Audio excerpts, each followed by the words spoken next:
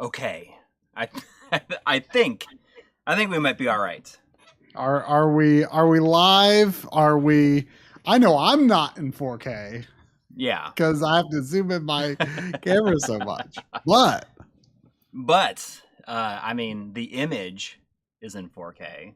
Hopefully, possibly, if your yeah. internet can handle. The highest it showed me on my YouTube app on my TV was 1440p. So I still don't even see us. So we're probably going to be like super delayed. Yeah. The way we had to set this stream up, it's very much an experiment because I feel like since we're doing this this RetroTINK experimental firmware stream, which can do 2560 by 1440, the only real way to see that in action is to stream in 4K. I mean, I could do it just like, you know, at that resolution, but I wanted to kind of use the layout too a little bit.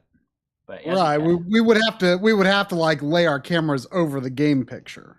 Yes, if it was in 1440p. Right. So do you have it in your game window? Do you have it unscaled? I have two different versions. I will show you what I did, and I think that I'll probably end up sticking with the comparison one because it's just kind of cool. I guess it's just like the situation. I'll show you. I just want to make sure I got everything here and I can see what people are saying. It is delayed. I apologize, but I mean, it wouldn't let me put on like a lower latency mode. It was an option I could choose, but then it says your settings could not be saved. So you'll see right here. This is I made a basic layout right here, so that is like scaled up a tiny little bit. In OBS. But more interesting, I think that this is kind of cool in that you can see the 720p original in the lower right hand corner, and then you see the unscaled 1440p next to it and like diagonal to it. So we'll see how that looks. Hopefully, I mean, it should be. It says it hasn't dropped any frames. So, I mean, are you seeing this? No, I'm still not seeing it. I'm looking at you talking. Yeah.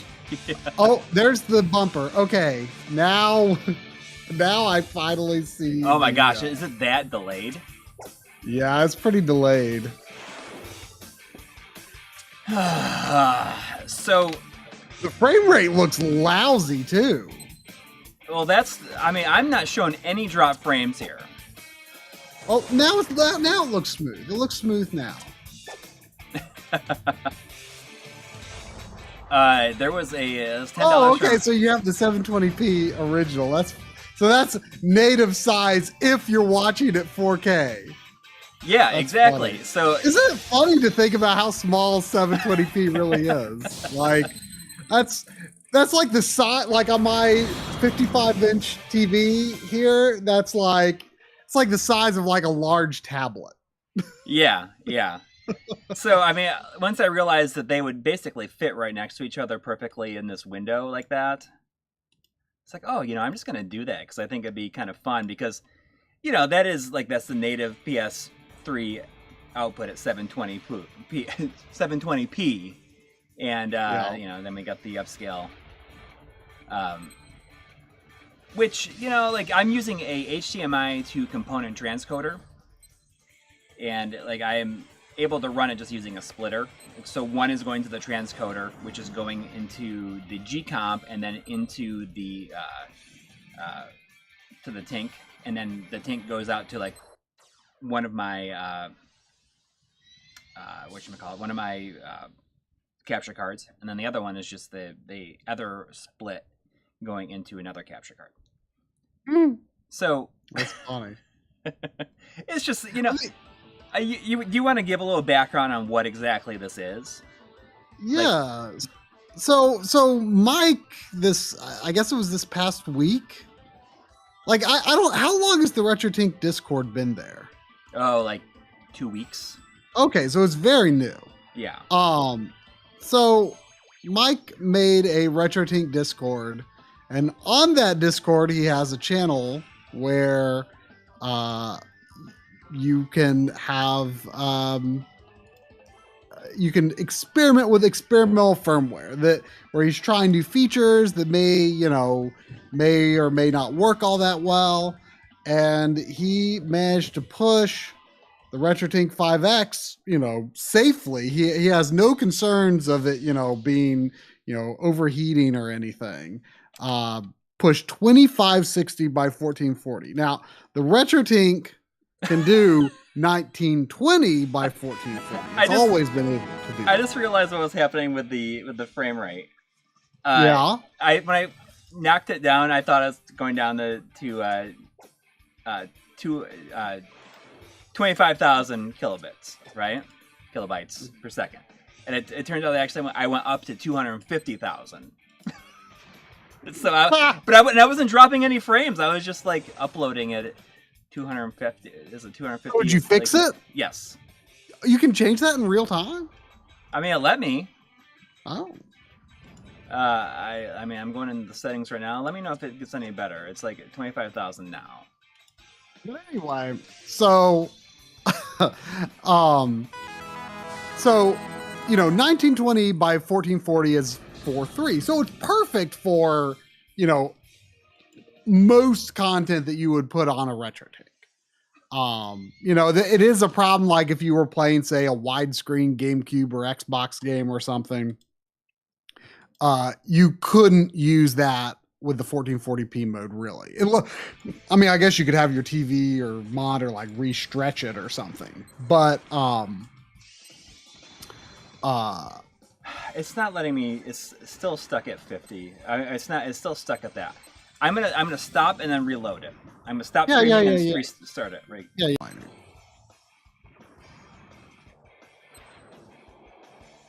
Okay. This is looking more correct here. Let's see if this gets any better. So sometimes when I'm streaming, I look at the OBS preview and it looks really choppy. Mm-hmm. But then, like on the stream itself, it's fine. Okay, it should be a lot better now. So people are saying it's much smoother. I was like, it looks blowing up everybody's computers, and like it was like, oh, CPU is like at 1.6%, and it was like 0 frames dropped. Anyway, so anyway, the well,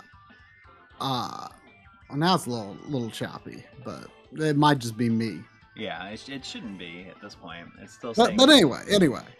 So the whole idea of 2560 by 1440 output is, for one, sure, native 1440p monitors pretty common. That's the widescreen version of 1440p, 2560 horizontal resolution.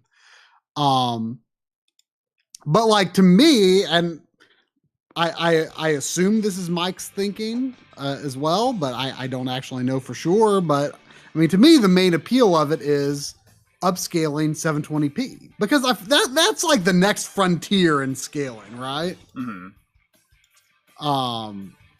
720p often does not look amazing on 4K TVs, and it needs a little help. And being able to do that integer scale to 1440p goes a long way to, even if you're looking at on a 4K TV, which you have a little tiny 4K TV that you're. Well, it's 32 inches. It's like the smallest 4K TV that I think you can buy. It's like it's like the Samsung Q50 or something like that, and it was. People, I know that Mike Chi was surprised. He's like, "Oh, wait, 1440p works on a Samsung TV." Apparently, that's unexpected for him, anyway. But anyway, so once you have already line doubled 720p to 1440p, I feel like a 4K TV is going to finish that scale to 4K much more gracefully. So that's the whole thing here. You know, I was testing it. It does not work. Neither of our TVs. Like I've got the LG C7 and you've got the C8.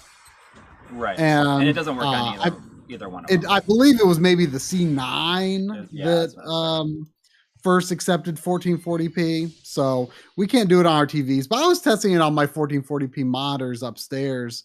And it looks really good. One thing that I thought was interesting, you know, and this is actually useful whether you can do 1440p or not. You can now do video processing effects on 720p input, even if you're outputting it like 1080p. So I found that the BVM scanline effect actually looked really good at 1080p.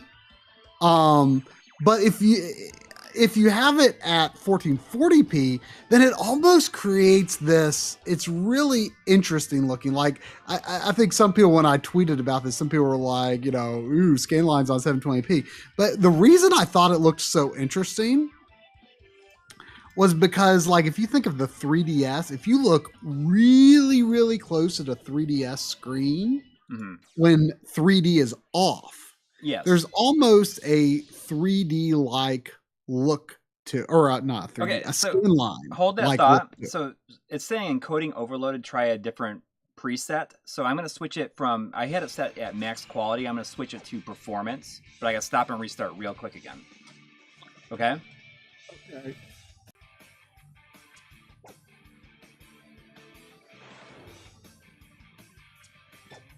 All right. We should be back now.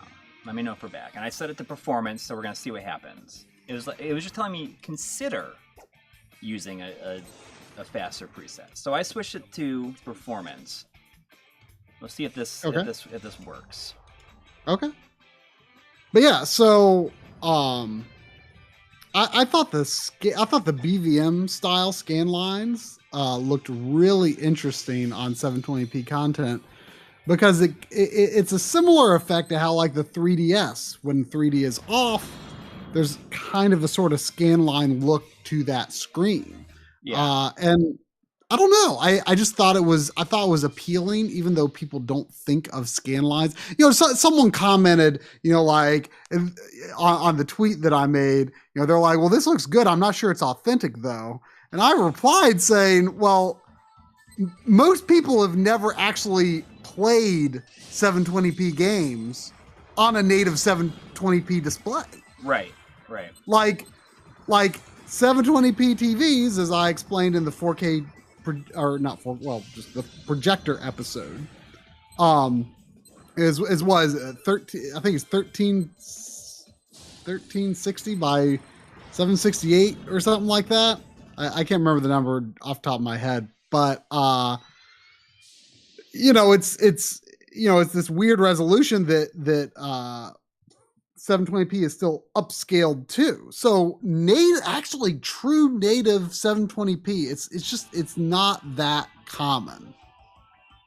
So we kind of have to make up what we want 720p to look like. And you know, this is kind of our first real opportunity to even begin to play around with making it better, you know? Yeah. And I'm starting to feel like, you know, he says this is experimental, don't expect it to work and this and that. But it seems like it seems to be working for a lot of people, probably better than he was expecting. Yeah, everyone is talking like super positive. Like this created a lot of buzz. Yeah. I mean, we've been messing around with it like since Tuesday or something like that. Tuesday or Wednesday, I think, when he first posted it up. And then like I sent you a link to it and you're like, oh, then you immediately were sending me photos, and I think you tweeted some photos and everything like that. Yeah, it's pretty exciting. I mean, it like has me like rethinking, like, should my PS3 be part of my retro setup? You know, like I like, it definitely has me thinking, And then the next day, the Pixel FX people are tweeting about trying 2560 by 1440 on their technology.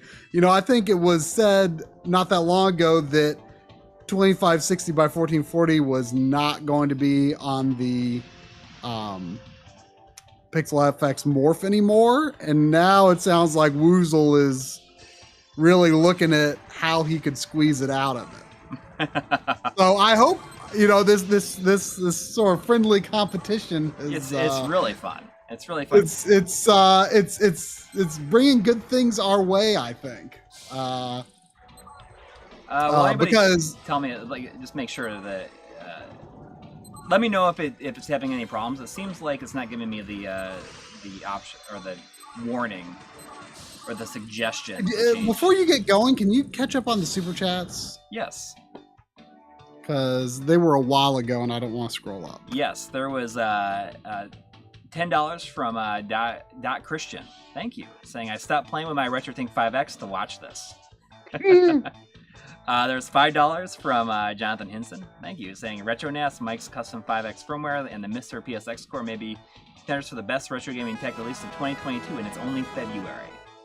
It's true. It's true. I haven't done anything with the RetroNAS yet, although I did slip a little mention about it into the Mr. episode, and it was an ad lib too when I was reading my voiceover. I just thought of it on the spot. It doesn't usually happen. There was $5 from Phenonymous. Thank you, saying sup fellas. Inspired by DF Retro, I finally got around to setting up a Sinden light gun in PCSX2. Kind of a pain in the butt, but worth it for Ninja Assault and Time Crisis 2. Did DF Retro do? There was a Sinden light gun thing. I somehow missed it. They did released a video just I think it was just John and Audie talking about different stuff, and maybe they mentioned it in there. Was it that thing from today? Yeah. I watched some of it, but I didn't have time to watch the whole thing yet. Yeah. I'm assuming that it was. I haven't watched it yet either. But thank you. There was also $2. You check that Yo-Yo Yoshio that just dropped? Yep, I'm reading it right now. It's $2 from Yo-Yo Yoshio saying, for my money, a VGA CRT is the be-all, end-all, and it can simulate 240p pretty nicely if you like the black gaps on 15 kilohertz CRTs. I won't judge, and they can be picked up for well under 100 pounds. Easily supports resolutions up to 1080p. Yeah, VGA CRTs are super neat, and I'm definitely going to use them at least a little bit in the video settings portion of the Mr. video. Because you can do VGA output. Exactly. I see. I saw Pixel Phoenix in the chat saying, "Yeah, I think Woozle's really pushing himself to do it now." And I just wanted to say that I was poking my head into Game Dave's Discord the other day, and Pixel Phoenix was posting in there, and Christopher Lloyd was at his work. And he took a picture with him. That's cool. All right. Does this seem to be running correctly for everybody now? Yeah, it looks good. I feel like you can see more of my room than ever before, on camera. Oh yeah, because you're not zoomed in, I guess, or yeah, did you just? I should have zoomed it in. No, it's fine. I kicked back my recliner a bit so that my head wouldn't be cut off. All right. Some people are saying that my mic needs to be cranked up. I can do this. Let me know if this is better. Yeah, it sounds like you're a lot closer for me. Yeah. That should help. Let me know if that sounds okay. If I need to go up more. I can tweak it a little bit more if I need to. I can just go. Of course, with a super fast-paced game like this, the compression is. I know. It's why did I choose this of all things, right? Do you have any? Obviously you've got Hardcore Uprising. Do you have any other Arc System Works games on PS3? Any that you have in mind? Like, is there anything you would like know of off the top of your head? Well, the only, I mean, I assume like they're like I've never played like Blaze Blue or anything. I assume they use like the same like art style as like the Persona 4 Arena games. That was what I was testing, just because I feel like games that use like pixel art, but that pixel art is designed for 720p, like that's kind of unusual. You know? Yeah. Sorry, I'm reading the chat at the same time. Yeah, there just came in a super chat from PWC Vlog. Thank you. Saying 5X a solid replacement / alternative to FrameMeister. And yes, absolutely. It's the first scaler where you don't have to put an asterisk next to it and say but 480i doesn't look as good as the FrameMeister. Yeah. Or, I haven't had to really deal with OSSC compatibility issues in a while, so maybe some other people in the chat can, talk about, I assume that people generally don't have compatibility issues with the RetroTINK 5X on modern TVs, especially if you're using the triple buffer mode. As far as I know, you shouldn't, as long as you're using an output resolution that the RetroTINK 5X is compatible with, and an input resolution is compatible with. I don't think you should have compatibility issues like you can with the OSSC, which is not a fault of the OSSC. It's how it's designed to work. And it's the fault of the TVs where they're more or less compatible. But it does seem, as we've moved into the 4K era, that TVs are more and more tolerant of, oddball refreshes, oddball resolutions, things like that. So I would not expect a problem if you have a relatively recent TV or monitor. Anyway, but even if you don't, with the RetroTINK 5X, you should be fine. And the deinterlacing is, as good, if not better. It possibly better if for no other reason than that the FrameMeister kind of has that bizarre noise issue, where just like certain parts of the screen that are a certain color might sort of just be sort of this weird sort of noisy pattern that's I don't really know how to describe it. It's just very strange. It's not super noticeable most of the time, but it's there. So I mean, it is a straight upgrade from the FrameMeister. I can't think of any advantage the FrameMeister has at this point. But again, the FrameMeister, it was good when we were first using it, and it's still good today. But the RetroTINK 5X is, I mean, it's the best scaler you can buy right now.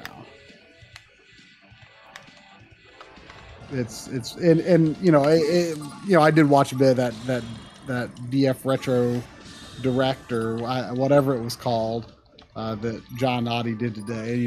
They were talking about, it's just incredible the amount of work Mike has continued to pour into this device. Yeah, well, in such a short amount of time, really. I know, like he is just like not rested on his laurels. People on Twitter were saying that like apparently like the FPGA like cost like $10 or something like that. Is that what people were saying? Like it's like, or maybe that's a joke. Or maybe that's a joke. I don't know. Or maybe that's what some of the naysayers. Right.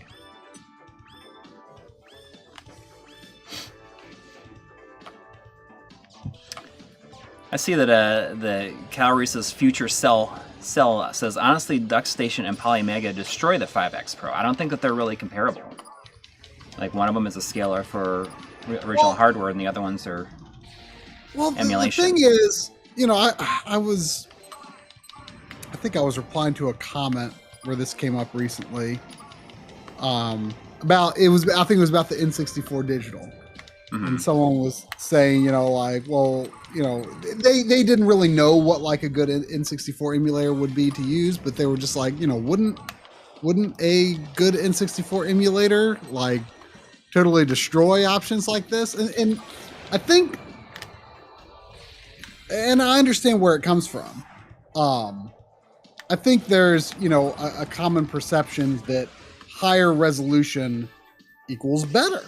If you're playing a 3D polygon rendered game, like higher resolution is better than lower resolution. And for the most part, that's true, especially when you're talking about new games that are coming out. Although, processing effects are more important than the original native resolution that the game is being generated at, but that's beside the point. But the thing is, when it comes to these old games, I don't love the coexistence of low resolution assets and high resolution assets in the same scene. So you're always going to have your HUD and, the older textures and stuff. I mean, sure, there might be patches for those on a, fan patches for those on a case-by-case basis, but then you've got considerations like, well, do they respect the original artistic intent? Do they actually look any good? And it's a game-by-game basis. Not every game is most games aren't going to have those kinds of, fan hacks. So the image just becomes less cohesive, in my opinion. You lose the context for when you're rendering an old game at a higher resolution. You're losing the context for why were the textures designed the way they were? Why was this art designed the way it was? I feel like the original resolution is part of the context of everything that informed the artistic decisions in that game. And it looks more cohesive when all elements are the same resolution. And if that's a lower resolution, I'm fine with that. I'm fine. I have zero problem playing 3D games, 240p 3D games. Right. Same here. It does not bother me at all. I don't care if it's 240p. Now, would I love to see a, total remake of that game and 4K, with everything redesigned? Sure. But for that original design, for that original version of the game, I am fine sticking to the original resolution, the original frame rate. Like that is what it is to me. And I can understand if people aren't used to looking at that stuff, how that might seem like a big ask to ask them to play these games at that original resolution. That's just like, oof, that's culture shock for them, I guess, in a sense. They're like it's retro gaming culture shock. It's like, oh, I'm used to all this 4K stuff, and like me, like I'm just living that stuff. I play 4K games, I play 240p games. I have never been distant from my 240p games. Those are games that I've continued to play all my life. I never put them in a box and put them in a closet. Like I have always, those games are games that I've always continued to play. It's not a distant memory. So I have no problem just playing at 240p. It's fine. But, it kind of makes me think too of, I was editing the VO for the handhelds section of the Mr. video. And the Game Boy Advance core has this really neat feature, and I think it's super neat. But is it something I would use if I was playing the game for pleasure myself? No. It's got a high-res mode for scaling and rotation. I don't know when that was added, because I don't think that was there originally, but it could have been. I don't know. But so whenever there's a scaling, like a Super Nintendo style, like scaling or rotation effect, so like a racing game, with the perspective trick, or scaling and rotation, like in Yoshi's Island. Well, I mean, it's used all over the place on Game Boy Advance. Those effects are at double resolution now. So I mean, it's still pixelated looking. It's not like it's looking It doesn't look HD. It's still pixelated looking. It's like if those effects were rendered at, what's the GBA resolution, 160p? It'd be like if they were rendered at 320p. So it's not like amazing or anything, but it's cool. It's cool. It's neat to see the hardware used in that way. It's just an interesting thing they can do, but that coexistence of low res and high res in the same frame doesn't do it for me personally. Yes. Yeah. That's just my opinion.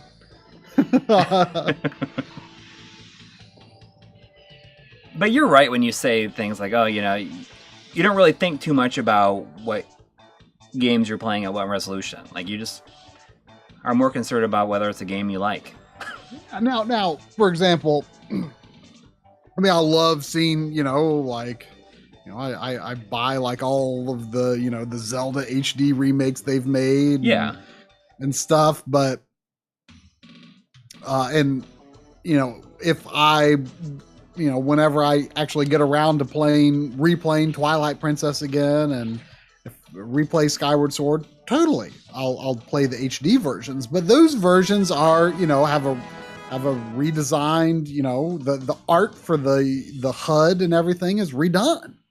It is made to look like a cohesive thing. Now, then you take something like the PS2 classics on PS4, and that's just not very attractive conversions the way they did them. I mean, for one, the high res rendering is actually not all that clean looking, and their original 2D assets are untouched. Then you've got weird situations like Super Mario 64 and 3D All Stars. It is redone, but it looks like one of your capture cards is not set at the correct range.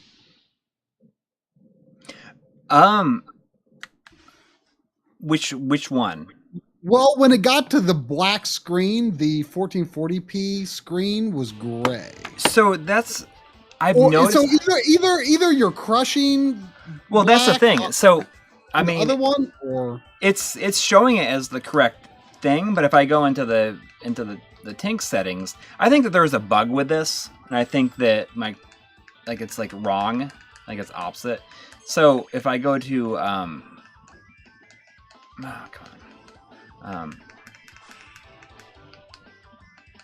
so if I go to, see, I'm set to full, and if I go to limited, you see it gets lighter. So like even it's correct. I mean, but were you doing that through the Tink itself? Yes. But yeah. But my point is, whatever it's outputting, it's the capture cards they're interpreting it differently. But even if I switch it, if it was not set correctly, like switching it to the other one, it would look better, but it gets brighter. Like it gets like grayer. That's what I'm trying to tell you. You know what I mean? So it's like it's more correct when it's like this. This is what it was set to. I don't quite know if that's like a. I'm pretty sure that Mike says something like there's like a weird bug with it and he doesn't know how to fix it yet. Unless it's the system. Let me check the system.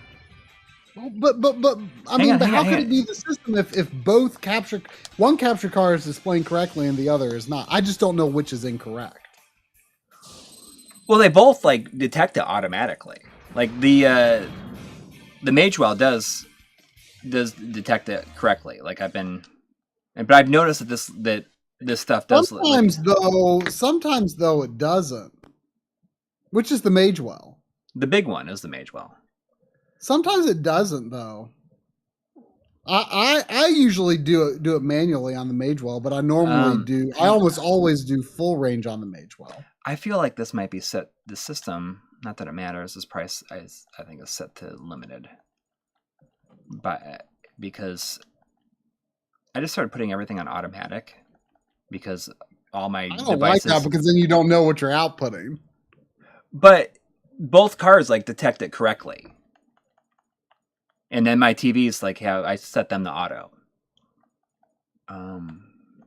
Oh, Shadow Mask was asking if you could. Okay, so I have the system set size, like the RetroTINK UI size. Also, when you get a moment, there was a Yo-Yo Yoshio just a minute or two ago. Does that look any better? I mean, it's still. I switched the system to full, so it should be matching. It's washed out. I just can't tell. I can't tell. Like if the lower right one is crushing or if the upper left one is. But the thing is, okay, so if well, you know what though, the RetroTINK UI looks pretty black. Right. I mean, they're both are. Maybe it's your converter.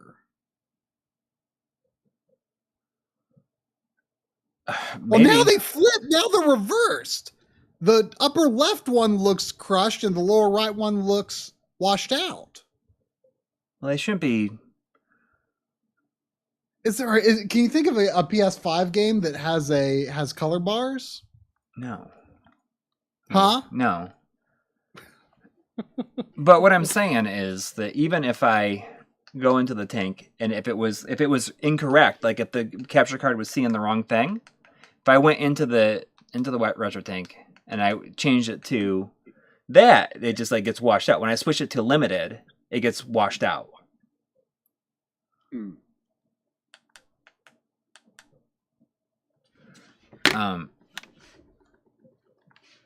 I mean, unless I toggle it on and off, I could try doing. I mean, not toggling the stream off, but I can. Mike has showed up in the chat. He says I was going to just quietly lurk, but I wouldn't put the black level clamp. I wouldn't put the black level clamp being set incorrectly on the RetroTINK 5X. Bug on my part. Okay, so that's what I mean. Is like I'll double check when I get a chance, but hopefully you guys don't drive yourselves nuts. No. That's exactly it. Because I remember him saying something like, "Oh, there's there's a problem with how it like flags to the display or capture card, like whether it's limited or full." Right. And I think that it's something he's not quite sure what the deal is with it yet. Now they look kind of close, but they're washed out. Well, they're both washed out. But apparently not. So this is correct. I mean, it's set to full. You know, the capture card. The tank is set to full. The system is set to full, and I can tell you if the capture card is set to full. The capture card is. Let's see, is that?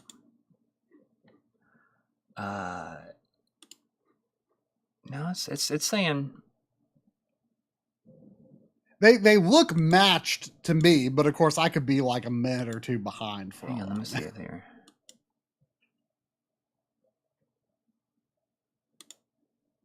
No, it doesn't change anything. Yeah. Either way, like, I mean, I can maybe set the color space. Maybe I need to set the color space to full in OBS. Maybe it's a setting. I don't know. Like there's, you know, we could. Mike was just telling us not to go crazy about it, and we're going crazy about it. So I'm just gonna roll with it the way it is. Okay. Yeah. Let me see here. I can just like pick something. I mean, it like PS3 is like the only one of options that we have. Like that's just like the thing that I thought about. Yeah, you can play 360, Wii U. Yeah, someone was mentioning PSTV. Yeah, the Wii U is limited only though. Oh, that's true. That's true.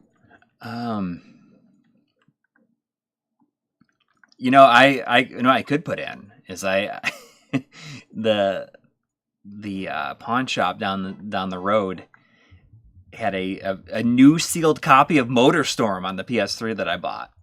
Oh, can you unseal it live? I will unseal it live. Okay, hang on. Ooh, I'm excited. While you're doing that, I'm going to read this $2 super chat from Yo-Yo Yoshio.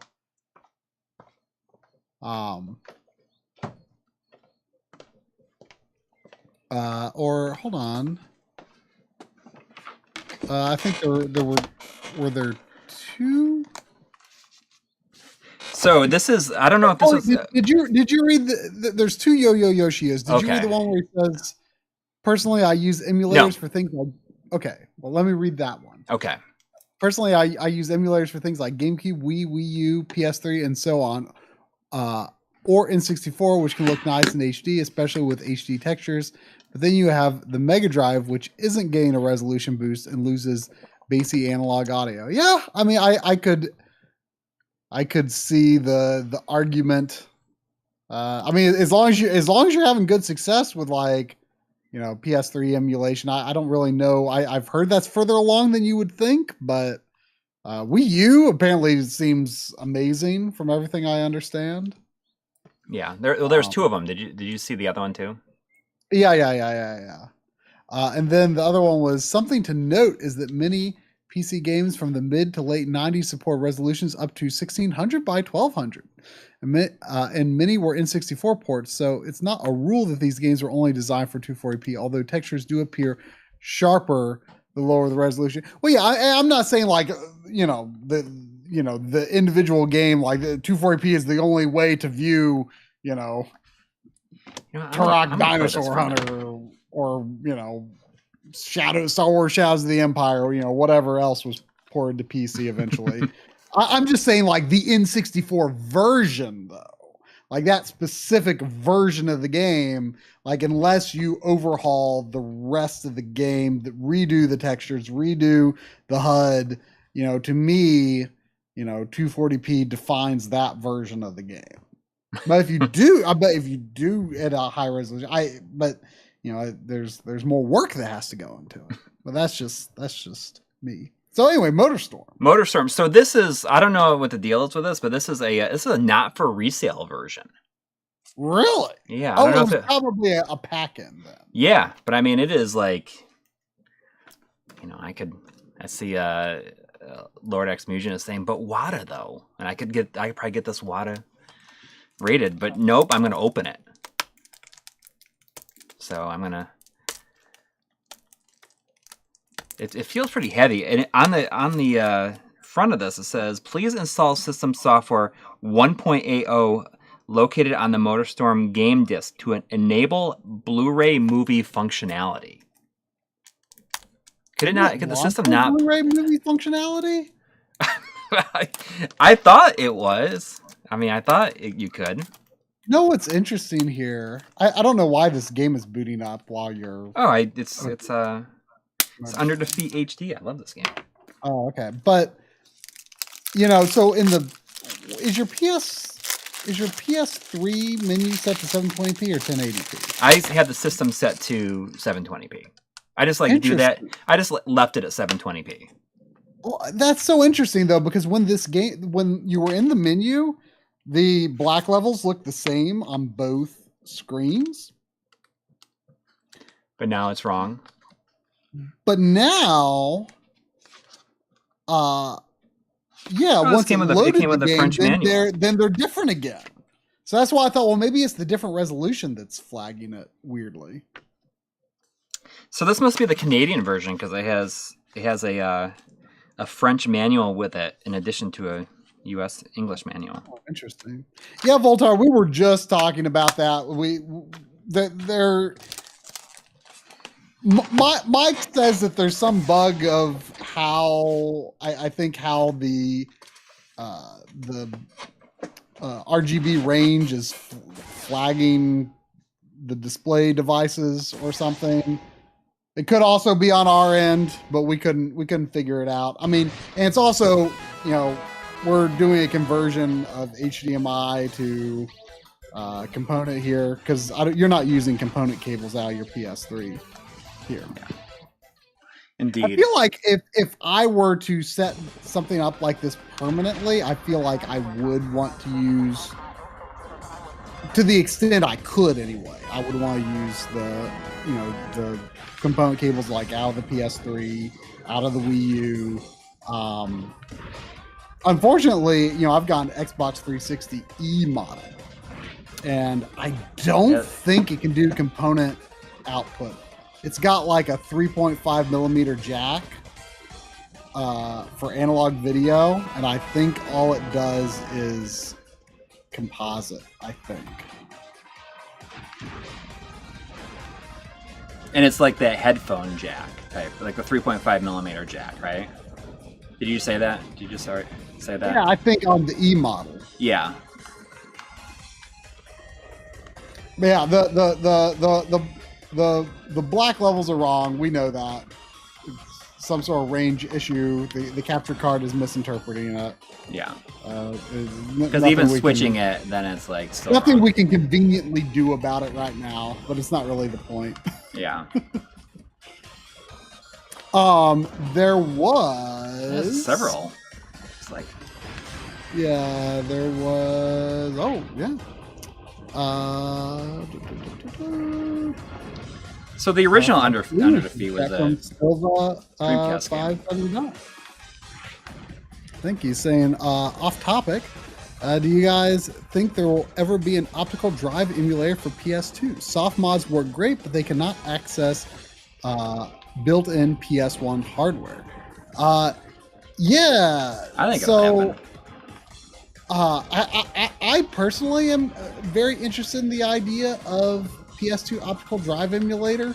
Yeah, same here. But everyone seems, very taken by OPL, which I guess is a lot better than the old HD loader software. Oh, like the HD loader stuff hasn't been hasn't been worked on in like 10 years or something like that. I'm sure Voltar can tell you more about how long it's been. I mean, OPL. How new is OPL? Oh, there's new versions still come out all the time, I think. I know, but I mean, I guess my point is, HD loader kind of left a bad taste in my mouth. Oh, this is. And so I, was distrustful of OPL until everyone's like, "Oh no, you're wrong. OPL is great." Now I have not used it myself, so I can't vouch for it, but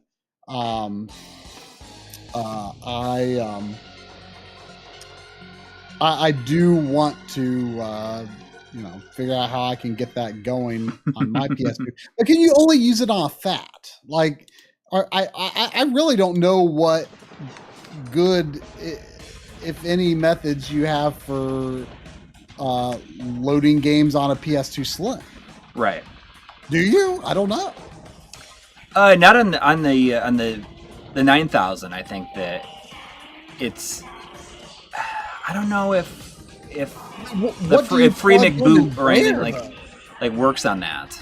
Works on the Super Slim, but I think it works on the 7000, but it doesn't work on the 9000. Like what? Like where would you even plug it in? Like a.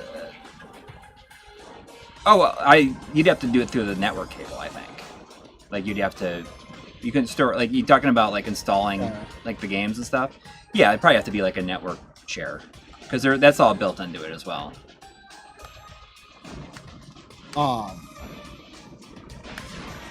So yeah, so I mean, but I would be interested in optical drive emulator for PS2 for sure. I mean, like as you say, you can't access the PS1 part. A lot of people talk about that, where they're like, "Oh, you can load PS1 games." And I don't think they understand that you're emulating. You're not really accessing the PS1 part. Right. When you load stuff that way. So that's definitely unfortunate. But I mean, I'm sure Voltar can tell you all about that. Once I get OPL set up eventually, I'm sure I'll be happy with it. But I somehow I just feel like a mod just like I would have an easier time trusting it somehow. Even I don't know. But I don't know if the interest is there because it is relatively so easy to get that kind of stuff going on a PS2. You know, so I don't know if for mod developers if it's really that big of a priority. Right. I don't know. But I'm very interested to see a good one, you know, of the quality of the X Station come along for sure. I'm just gonna especially finish to this make level. it even easier on a Slim.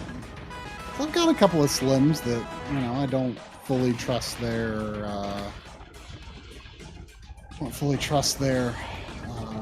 disk drives. Oh, got so many PS2s for some dumb reason. I think there's a couple of other donations. There was $5 from EB Chill 2. Oh, thank you. And hey guys, did you ever set the PS3 to 480p and set the 5X to 1440p? I can. I actually had good results with 576p on the 5X for the PS3 as well. Take care. Thank you. You know, there was a couple of people in our Discord channel that were really experimenting with like 480p out of the PS3 and applying you know, scanline and shadow mask filters and stuff like that through the RetroTINK before you were able to add post-processing effects on 720p input. But no, I haven't really done that. You know, I don't know much about which, if any, PS3 games have native 4.3 support. You know, because it's not really a mode I've used on the PS3 a lot. You know, the way we use it the most is for like outputting to like VHS tapes and stuff like that. You know, whenever I like fake something, you know, being on a CRT, like something that like would not normally be displayed on a CRT, but I'm just like faking it being on there. I always use composite output from my PS3 or, you know, some signal, you know. Oftentimes though, like if I have a video, like if I've got a video clip, I'll render it out as 480p. I'll put it on a flash drive, copy it to my PS3, and then output it to the CRT with composite. That's, you know, if anyone saw Way Forward's trailer for the for River City Girls Zero, River City Girls Zero. You know, it's really more about Kunio and Ricky, but you know, it Kyoko and Misako are in it. Joined them, you know, for, you know, I guess a majority of the game, maybe, or a good chunk of the game. You know, so it's sort of the game that inspired River City Girls. So they're translating it for the first time and selling it as River City Girls Zero. And I did a lot longer than I remember it being. I did the trailer that they released a few weeks ago. You can sort of tell that it's MLiG because it's got like the wood panel background. Yeah. And you know, it's shot off of the CRT. They wanted it shot off of the CRT. Or I don't really know what they had in mind in terms of like how I was going to achieve the effect. But I'm like, you asked me to do this. You asked me to do something with CRTs, and we're doing it real, okay? Exactly. Okay? Exactly. I don't fake CRTs over here. Yes, exactly. I mean, there is times where, you know, like if we absolutely had to, we would, but we've done it legit since the beginning, and we're not going to change now. I'll fake a VHS effect because VHS is a pain. Yes. But CRT, you know, I'm doing. If you ask me to do CRTs, I'm doing CRTs for you. But anyway,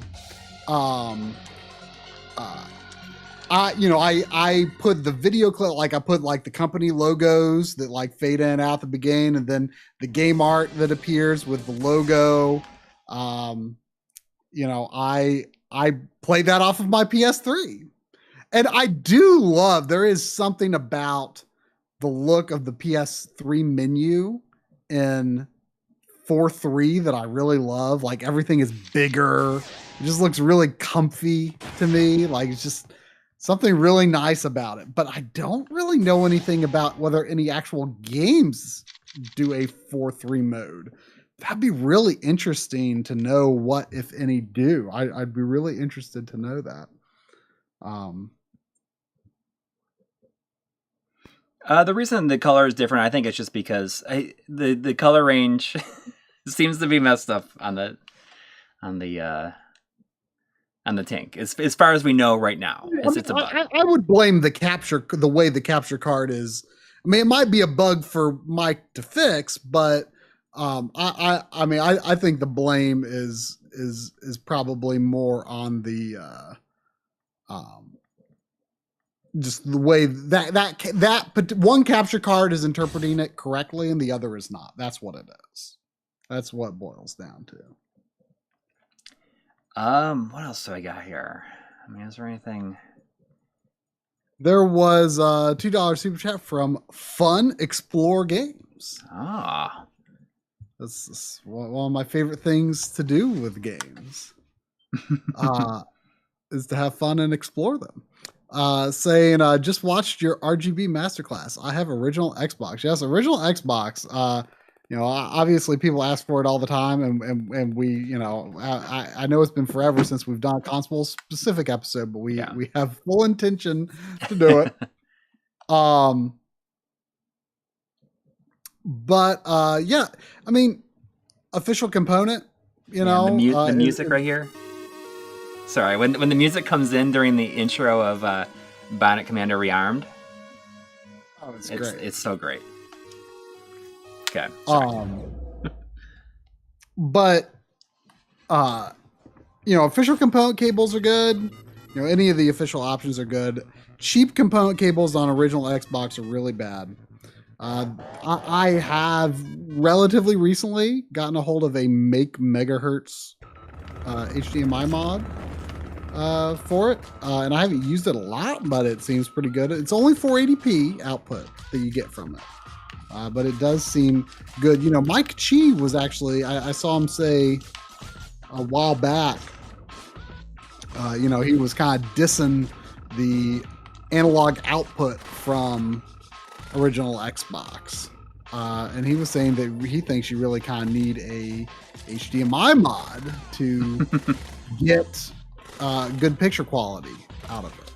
So, I wonder, it might be interesting to see what original Xbox with my official component cables looks like versus the mod converted to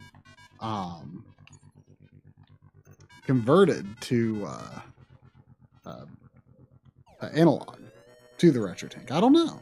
It'll be interesting. And I know that I think Pixel FX is working on their own Xbox mod as well. So there's definitely things going on there for Xbox. I never really necessarily thought that the original Xbox, like picture quality, like the analog output was all that bad. But I mean, as long as you're using good cables, I mean, I don't know. I assumed it was probably better than GameCube, because GameCube's always got that 422 going on. Bionic Commando ReArmed is a 720 native game, right? I'm pretty positive. When you see it at 720p native, it's like, yeah, this looks right. Like every pixel looks like it goes in the right place. To be completely honest, if I had a choice between having a physical of this or Afterburner Climax, I would pick this like any day of the week. Yeah, it's not even. Like, I'm a little. I mean, it would be. I know it would be. It would be a horrible choice to make. Yeah. If you could only pick one, but I mean, I know you would have a difficult time, or I would have thought you would have a difficult time making that choice. So I'm a little surprised that you say it would be an easy choice. Oh yeah, I mean, I just feel like this is what I would want to have more. There's just more to it, you know. Mm-hmm. You know, speaking of the output from the consoles, you know, something I was thinking about recently. I think I saw a comment about this recently. You know, that every once in a while you'll hear people, you know, suggest this belief that you know, actually the, you know, Dreamcast graphics are better than PS2 graphics, which is not true. But I mean, it's just flat. That is flat out not true. But you know, I think that myth comes from several places. For one, there were a lot of games designed for Dreamcast that, you know, the PS2 ports were not good. You know, the Dreamcast versions are better. And the other thing is, you know, Dreamcast so widely supported 480p, and it's, you know, the image quality. See, that's something I think a lot of people don't really get the distinction between graphics and image quality, because, you know, the other comment you always will get is, you know, if you guys care about graphics so much, why don't you get, you know, PlayStation 5? It's like, well, picture quality and graphics are not the same thing. Yeah, like that's very obvious to me. I guess it's not obvious to everyone, but like it's like, okay, these are the graphics the system is producing. Now I want to look at these graphics in the best possible way. I'm not asking to improve the graphics. I just want the graphics to be displayed as is in their best representation on my screen. You know, and it's the same thing with this Dreamcast thing. Like, yeah, VGA output is amazing. That looks cleaner in a lot of ways than what you can get from PS2. Although 480i on a CRT from a PS2 has a particular look to it that can be very clean looking. But, you know, so yeah, Dreamcast beats PS2 on output, but in a sense, but you know, it is not, you know, the graphics are not better on Dreamcast than PS2. And by better, I mean, you know, technically more advanced, you know, whether you want to call that better or not.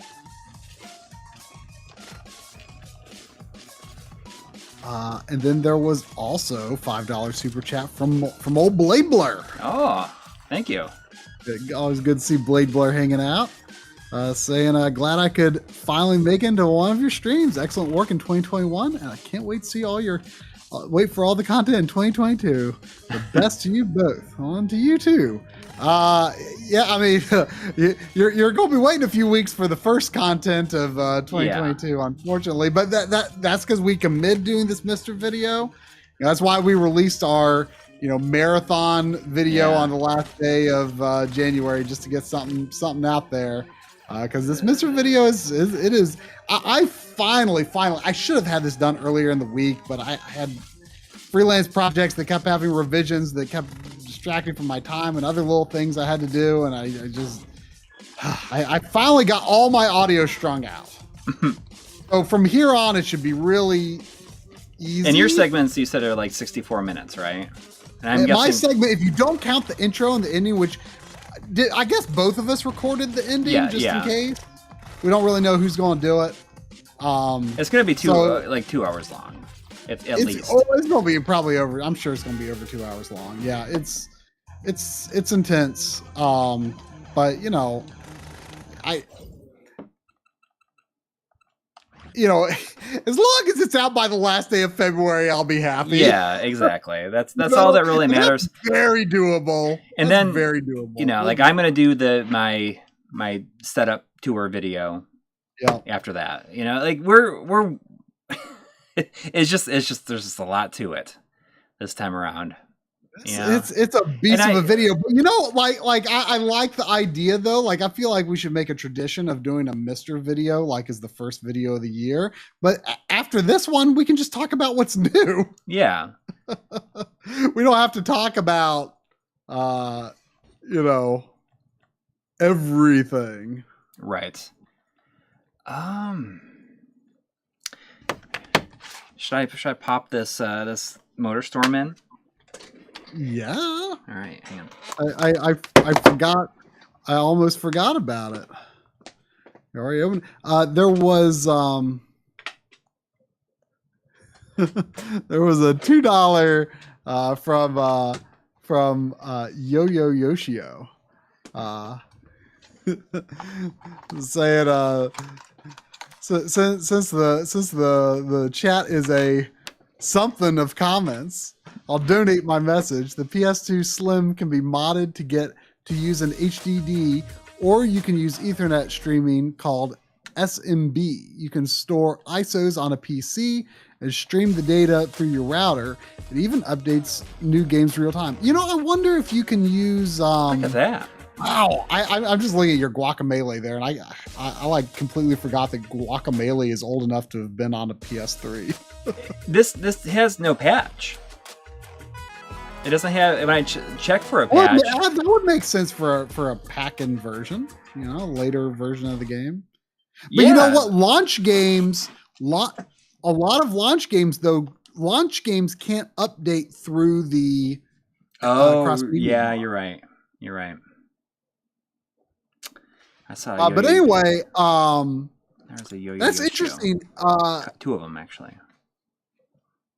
Oh, I see. Yeah, I mean, I wonder if you could use. Do you know if the RetroNAS can be used with OPL? I've seen that mentioned. Because that would be amazing. Yeah, I'm pretty sure that that's one of them that was on there. So can it access data from the network as quickly as a disk? Over the network it would be able to. Yeah. You think? I have no idea. See, look at this. This must be is this like a different version? Because it has like videos on here too, like making of like development. I mean, I don't know what the original version offers. Oh, look at this original version of these cars. It's like stunt race. I'm still waiting here. Do they have eyeballs on their headlights? It's just just like very low polygon models, flat shaded. So I wonder if this is like it must be a later version of the game, but there's if I clicked on information, it doesn't tell me what version it was.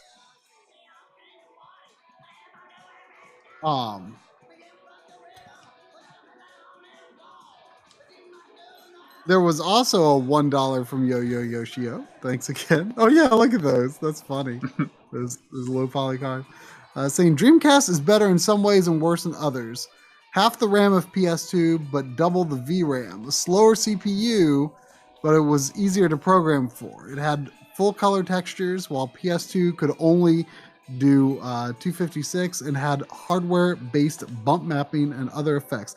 Yeah, I've always heard that the CPU was a real limiting factor of the Dreamcast. I mean, it would have been really interesting to see, where the visuals of the system could have gone eventually.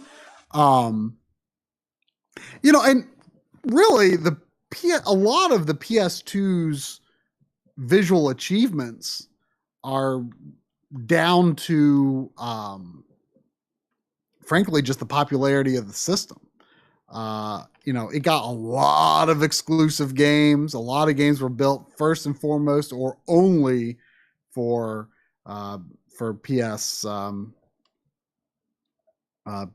PS2. And, you know, programmers just, some of them got really hardcore with it and really figured out how to make it sing. So, you know, it had the opportunity to be pushed further than the Dreamcast. You know, the Dreamcast, you know, just was not given the opportunity, which is, you know, unfortunate. Yeah. I'm worried about the licensed music in this. So, I mean, I don't know. Turn it off. I turned down the volume. There was also a $2 super chat from Gaming Blues. Thank you. Saying, does the 5X mess with the black level? So we were messing with that earlier. You know, there's either something, there's a conflict with the capture card, there's a conflict with Mike mentioned that there may be a bug in how like it flags the info on you know, sending out the info to what range it should be displayed at. There might be a bug in this firmware or something like that. It could even possibly be the HDMI to component adapter you're using. It could be. I mean, it could be. I mean, it could be all sorts of things. But no, the thing is, it does not. But it's our mistake. Maybe you should add, so people stop asking about. Maybe you should add something on the screen there to say, yes, we know we have a color range mismatch. Yeah, that's all right. In our setup here. That's all right. Oof. Yeah. Like I just died. Like I was died? Straight up dead after that. There was $5 from Mad Mardigan. Thank you. Saying, I think Twitch converts video to 420 limited no matter what is sent. Maybe YouTube does the same. Perhaps it's like better to make everything limited. No, I mean video always ends up in like a 420 format anyway by the time it gets, you know, sent anywhere distributable. Mm-hmm. But that doesn't really have anything to do with, you know, limited or full range in this case. It's a mismatch on our end. It's not but it's not a bad idea to do things in limited range to some extent, especially with modern consoles, especially because HDR tends to use the same black level settings as limited range. You know, like on my TV, the correct black level on my TV settings for HDR content is the same as limited range RGB content. So, you know, for modern devices that are designed to be connected to televisions, there's some pretty good Rex in this, I gotta say. Dang. Have you ever played a MotorStorm game? No. And I'm kind of impressed with how like intense the crashes are. The ragdoll physics. I think I played a demo of one of these games at some point. Oh.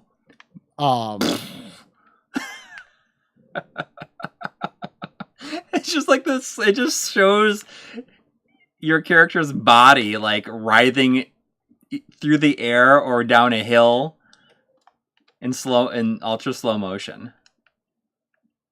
You'll whenever you get caught up. I saw you like your like legs hit the ground, and then she was like, "Oh."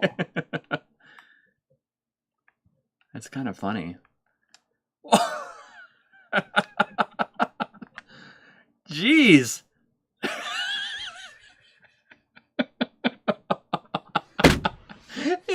It is so intense. shows it from so many different angles. And I'm like, this is kind of funny. I'll have to wait for you to see that because it goes on for a very long time. I think the time keeps on going at the normal speed. I'm kind of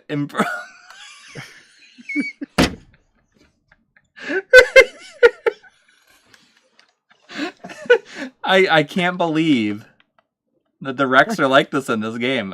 I'm very impressed.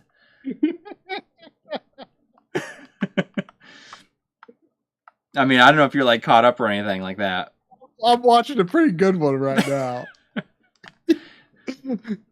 Something I think we've all learned about you over the course of our streams is that Corey gets very easily abused by wrecks in video games. Yeah, like I mean, the more like grisly they are, the funnier it is, I think. Yeah, but here you're like dealing with an actual rider. I know. Your leg.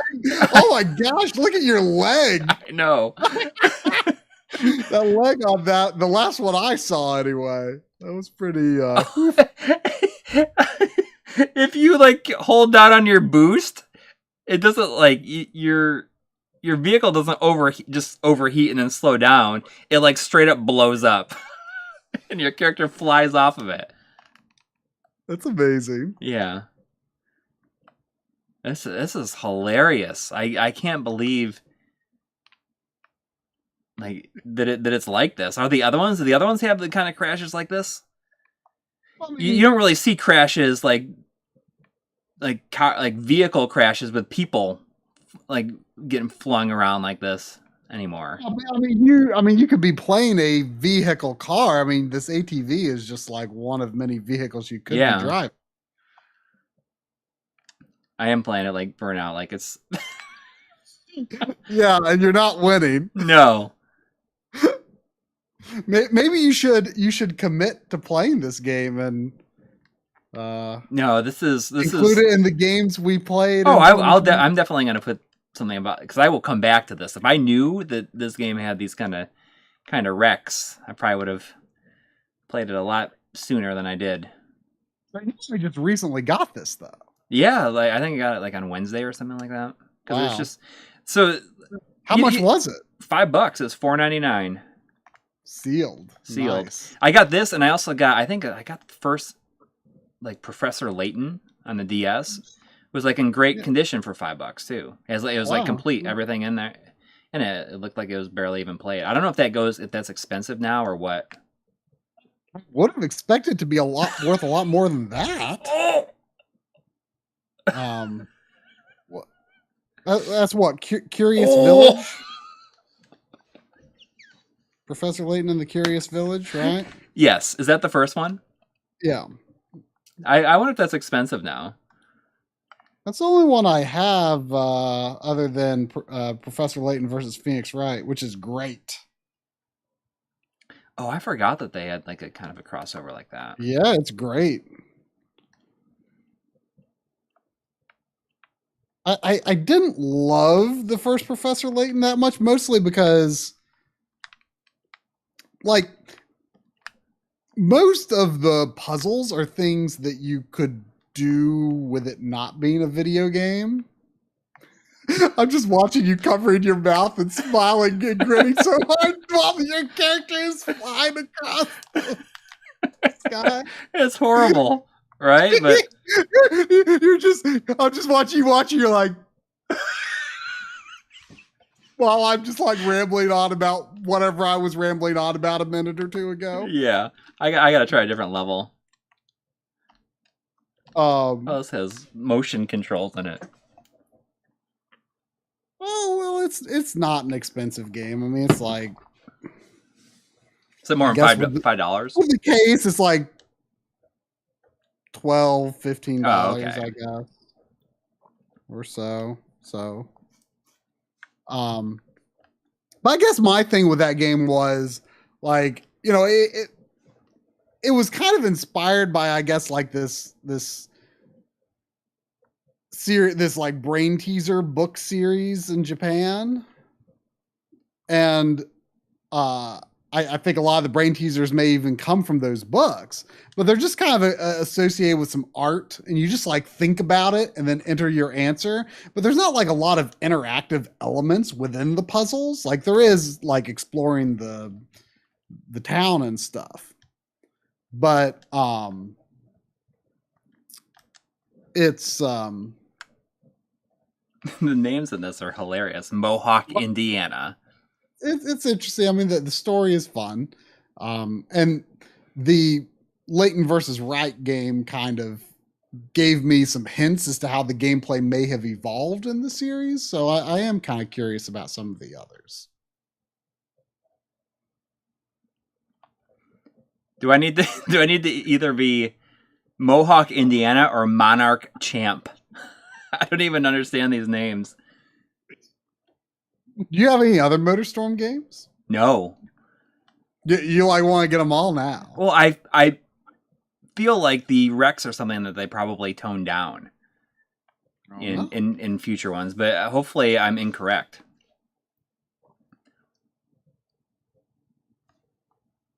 I mean, are the crashes the same in other games? How many is there? Is there 2 or 3 of them?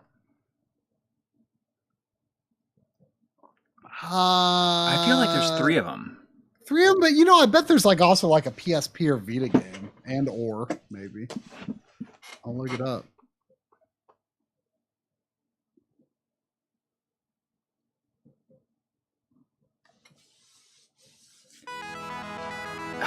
They're still making Professor Layton games too, aren't they? I think so, but I think you play as like his like daughter or something now. Oh. There's nothing left for them to do. I don't know what the relation is. Layton versus Phoenix Wright is $100 now. Really? Yeah. Oh my gosh. There was $5 super chat from Mega X6. Thank you. Saying Professor Layton in the Curious Village is a great game. Love it. I own them all on physical. There's a lot of them, I think. So that's pretty impressive that you kept up with it. I bet I would have, really gotten into the series if I had, kept up with it all. $100. That's amazing. I'll look up MotorStorm and see how many games there are. I bet there's more than you think. I bet you there's 3, and I bet you there's one on the PSP or something like that, or Vita. No, it probably would have been. So there's MotorStorm. Mm-hmm. PS3. There's the RC game on the Vita, I think too. And then there's MotorStorm Pacific Rift on PS3. And then there's MotorStorm Arctic Edge, which is PSP and PS2. So kind of one of those. Yeah. I bet it launched on PSP first, and then they all ported PS2. Try and increase sales, I guess. I mean, that was a big portion of probably the PS2's end of life support. Yeah. And then there's MotorStorm Apocalypse, which I think that's the one that it came out like delayed because of the earthquake in Japan. I think. I thought it came out just as the PSN hack happened. And then PSN, that was kind of the big thing. I think that's what John said, and I think that sounds right to me.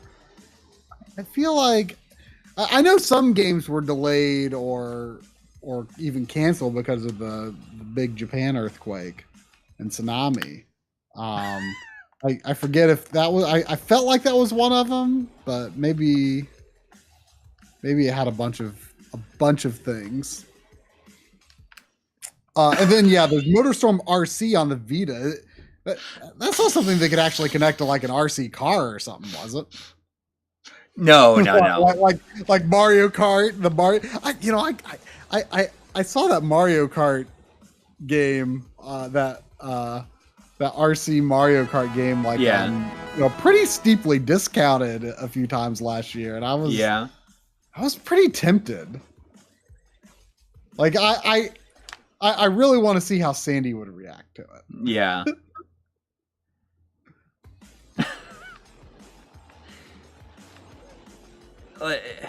I wonder if the cars explode as nearly as much as the motorcycles. You don't have the human element. Yeah. Unless the drivers fly out, which is like not something you really see. Like in Burnout, like all of the cars are empty. Yeah. That's probably a very intentional choice. Yes. That's why I feel like amazed that it's not an intentional choice in this. Oh! There was $2 from Ashira. Thank you.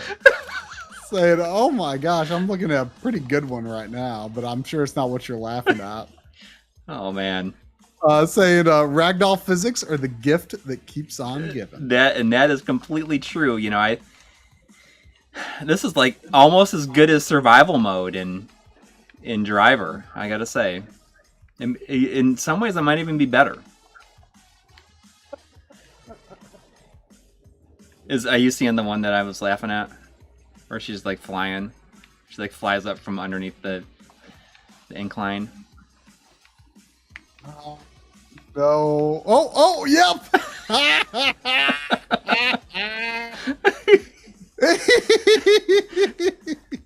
Yeah. That one kind of a bit of a delayed impact there. Yeah. Yeah, I'm totally crashing on purpose. Yeah, of course he is. There was a $2 super chat from Shadow Mask. Thank you. Saying last night in my old place awaiting the new setup. Yeah, we were talking to Shadow Mask on Discord yesterday about some audio tips and tricks. Yeah. And, not that our audio is bad, but we're looking to learn more and get better. Yes. And have things like, you know, ideally not take as much work. Take a lot of the hopefully. Yeah. I like, since I'm already like, you know, so deep into this Mr. video with like all my audio strung out, like I'm not really feeling in the right mindset to learn something new just yet, but I'm looking forward to starting a new project with some of these new tools in mind, for, you know, starting it that way from the beginning. You know what I was thinking today while I was editing some of that stuff? What is it? What's your ailment?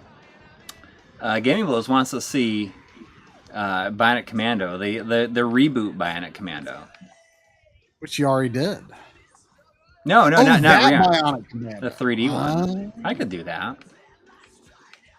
I saw that for like $3 at a place for the 360 version. I just got it just because. Yeah. You know, why not? So I bet like the big thing with this game was, it has the mud that changes shape when the cars drive through it. Pain is still available. Like it is. I have it on here. Have you ever played it? Yeah, that was like a free pack-in. I know, but I've never played it. It's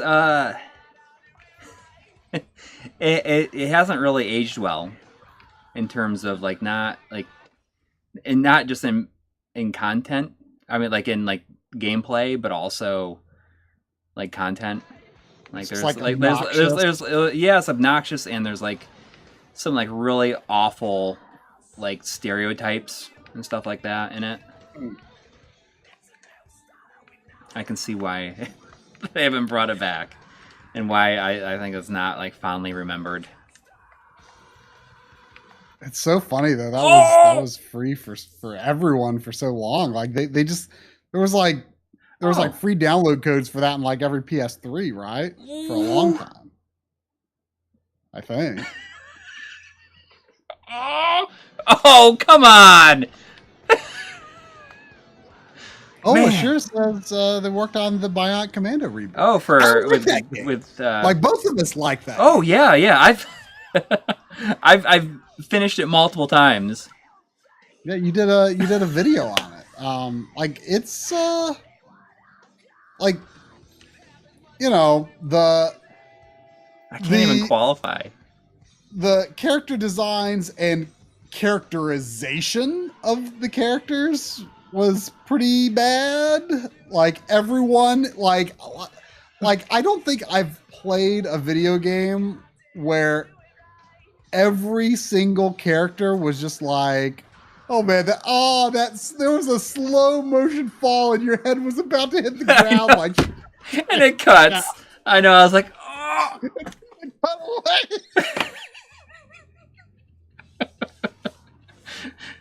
You're feeling like, oh man, like maybe I need to get this now. Well, I mean, I've always been interested in this series. I just have never pulled the trigger, you know. But yeah, Bionic Commando, like I'll get it. I'm gonna play it. The worst thing about that is what they did to Super Joe. Like he is just like, I want to know. So awful in that game. Yeah, like I want to know, like why like they thought that was a good idea. Like, I mean, hopefully it wasn't as sure as like that wasn't, you know, like everyone was like real excited about it. Like, oh, it's gonna be like the biggest plot twist, and it's like the biggest plot twist that nobody wanted. Yeah, it's. But you know what? It's a fun game to play, or at least it was. Like I haven't really played it in a long time, but like when it was new, I was like, you know what? This is pretty fun. Like you can, like your grappling hook is like really versatile. Like it can grab onto like so many surfaces. It's pretty impressive, honestly.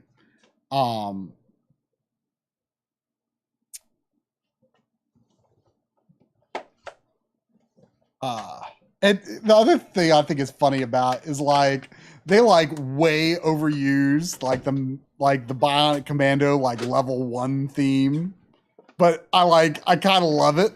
Like I kind of love how like just like it's just like all the time it's just all like da da da da da. The wife is your arm. That's like. Did you already say that? No, I didn't say that, but spoilers. Yeah, like the very end of the game, but no one's playing that game for the story. It's fun. You know, I'm pretty sure, I could be mistaken, but I'm pretty sure that the PS3 version is supposed to have a better frame rate than the 360 version. Oh, I have no idea, and that's kind of why I bought it. I was secretly hoping that it was backwards compatible, and I didn't. And it wasn't. Yeah, I don't think it is. No. There was $5 super chat from Joshan. I don't know how to say it. Thank you. Saying, do most PS3 games have frame drops? Because I have a PS3 Super Slim, and some games feel like slideshows. They seem to run better with digital download. I mean, yeah, that's definitely a characteristic of that generation in general, but especially the PS3. It, you know. I don't know if it was really Digital Foundry's doing, but I think sort of the rise and popularity and awareness of Digital Foundry has kind of made a lot of developers feel like oh, we need to like actually make our frame rates consistent. And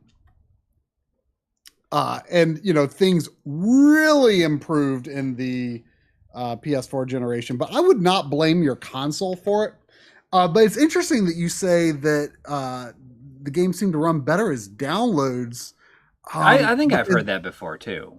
Really? Because of the install. I mean, the games that don't have installs. Yeah, but like, would it improve the performance necessarily? Because here's the weird thing that you know why I just think that seems surprising. I've actually had issues with some games that are installed like directly to the hard drive, and I've worried if it could be an issue with my hard drive. You know, I've actually got. I mean, I know that you can't take like huge advantage of it, but I actually like after the PS4 launched, I actually put a SSD in my PS3 Slim, and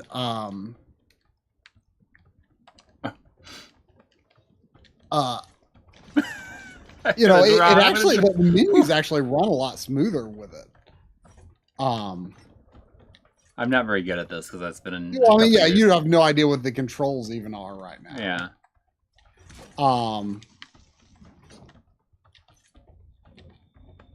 Yeah, like some games like have had some weird issues running them off the hard drive.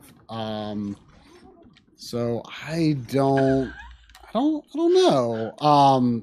But you know, I do have an SSD in this system. Something I worry about though, like, I don't really know much about trim, that whole trim thing. Oh, that's just like, you run it every once in a while or whatever, and it gets rid of. Right, but like you can't do that with a PS3, of course. But the thing is, like, if you're not like constantly like installing and deleting games, like does trim even matter? Like, it's not doing, I wouldn't think it's doing all that many reads and writes overall. So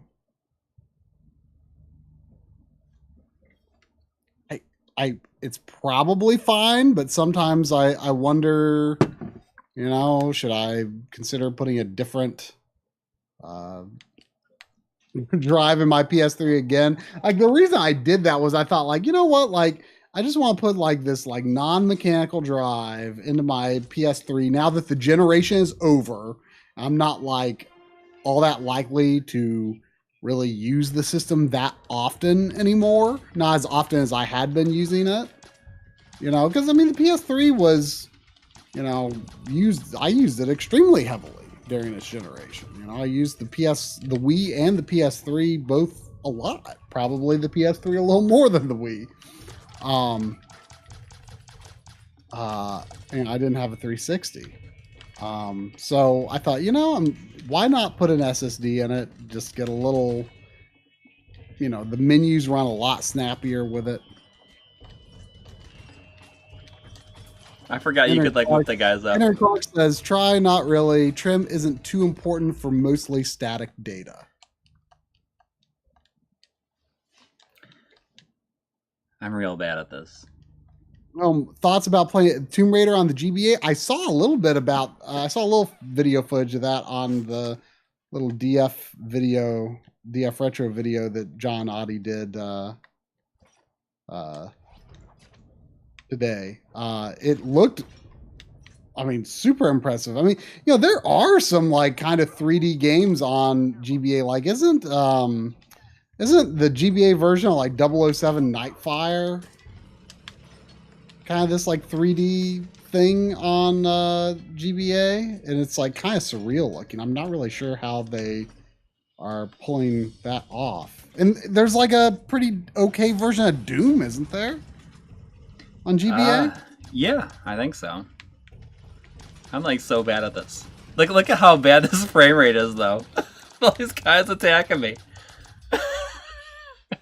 Like, that is not something I've ever noticed before in this game. Well, in this generation, you probably just weren't even thinking about it. Yeah. Well, I finished Monster Hunter Stories 2 this past week, and man, frame rate in that game.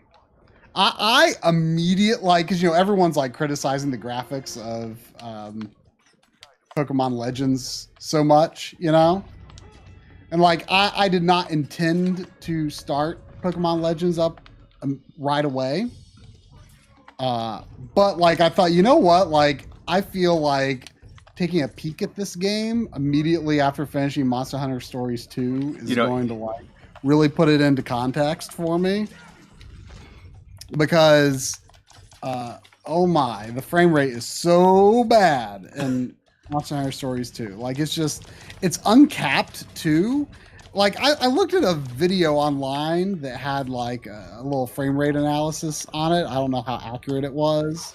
But like it looked like it was mostly under 30 FPS, but it's uncapped. So when there's those fleeting moments where it could be smooth, it's not smooth.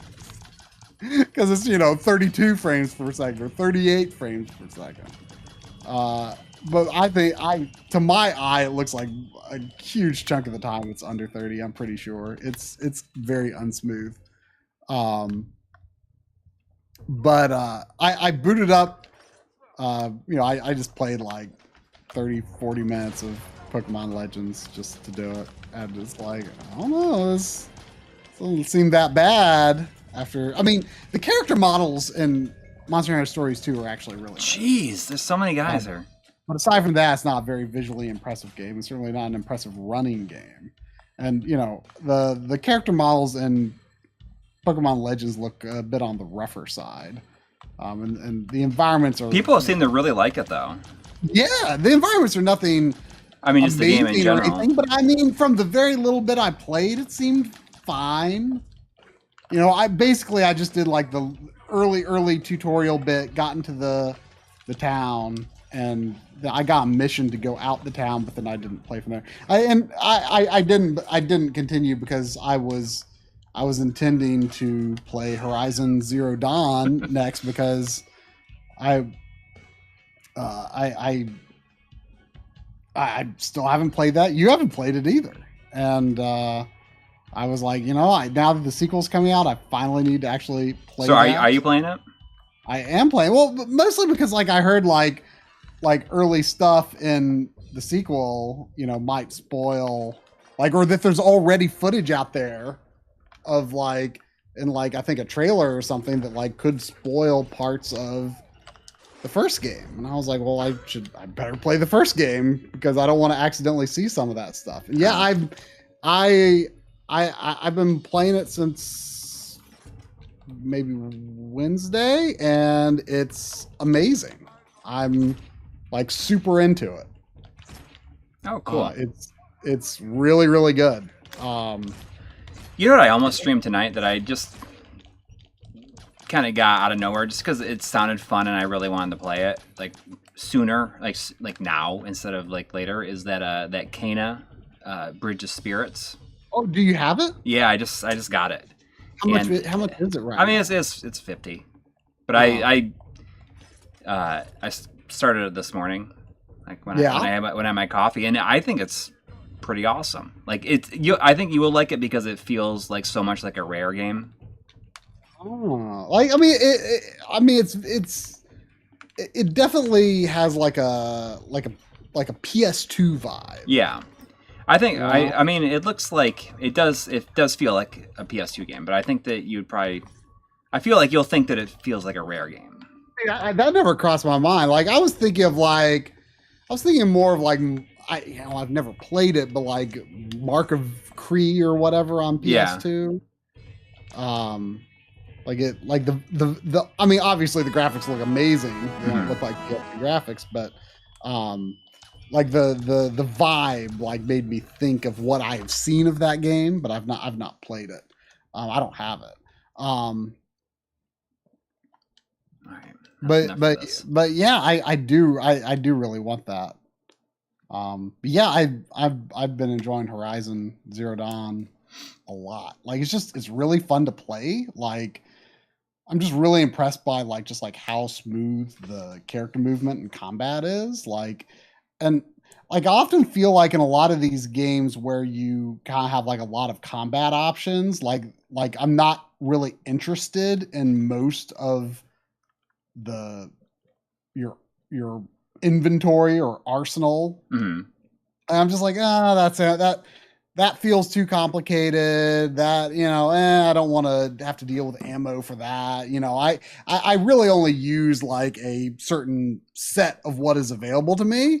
But in this, I like all of the different weapons, and then there's different ammo types that you can use with the different weapons, and it's really easy to replenish your stock of them because you just the items that you're picking up. Like you can, in the weapon select screen, you can just like craft more ammo if you have the supplies for it. Like while you're selecting a weapon, you just like hold the L1 button to select a weapon, and then you like move to it with a stick. And if you need more ammo to it, you just hold the X button and you like make more if you have the supplies. So it's like really easy. Like the controls aren't like overcomplicated or anything. Like it just like presents all the gameplay in like a very logical way, and it's just really easy to kind of adapt your approach in combat. Change weapons on the fly. You can like something I don't do a lot of in games. Like it depends on the game, but like laying traps and stuff. Like I'm not really into sort of the more crafty types of combat approaches, but in Horizon, it's really fun, and it's really easy to just like switch on the fly between like laying a trap and shooting arrows, or shooting like slow and slow draw and like more powerful arrows, or like quick shot arrows, doing different like fire damage, shock damage, ice damage, or like you can use arrows that like knock off enemy parts, and in some situations that works really well. It's a lot of fun. I often have mixed feelings about the open world genre. I played a lot of that, in the PS3 era. Played all the Assassin's Creeds that came out in that generation. Oh man. And like I just got burnt out on them. It was just, over time, it was just like, oh man, it's just all the same type of stuff, Yeah. It's just, oftentimes the world itself doesn't make much of an impression, and you're just like doing the same types of abilities and subquests and stuff over and over again, and I just got tired of that stuff. And some, but I still sometimes play open world games, and sometimes they do it really right. And outside of Breath of the Wild, which I kind of consider to be like, it's kind of its own thing. Like it's a totally different class to me in terms of like, open world games. Like that's my favorite open world game, bar none. But of like the typical like Western developed open world third person open world game, I think Horizon so far is shaping up to be my favorite of those. Ah, that's cool. And before then, I considered it to be Red Dead Redemption. I still haven't played Red Dead Redemption 2. Let's see, Lord X Musion say I like Days Gone, and easy, just I recently read that there is gyro aiming in that, which would make sense because I think it was developed by the same people that did Uncharted. What was it, Golden Abyss, the Vita game? Is that what it's called, Golden Abyss? Yeah. Which I love gyro aiming. I feel like that's the one thing that would make Horizon better.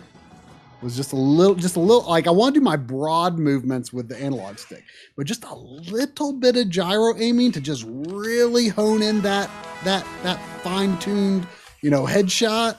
Like that is love it.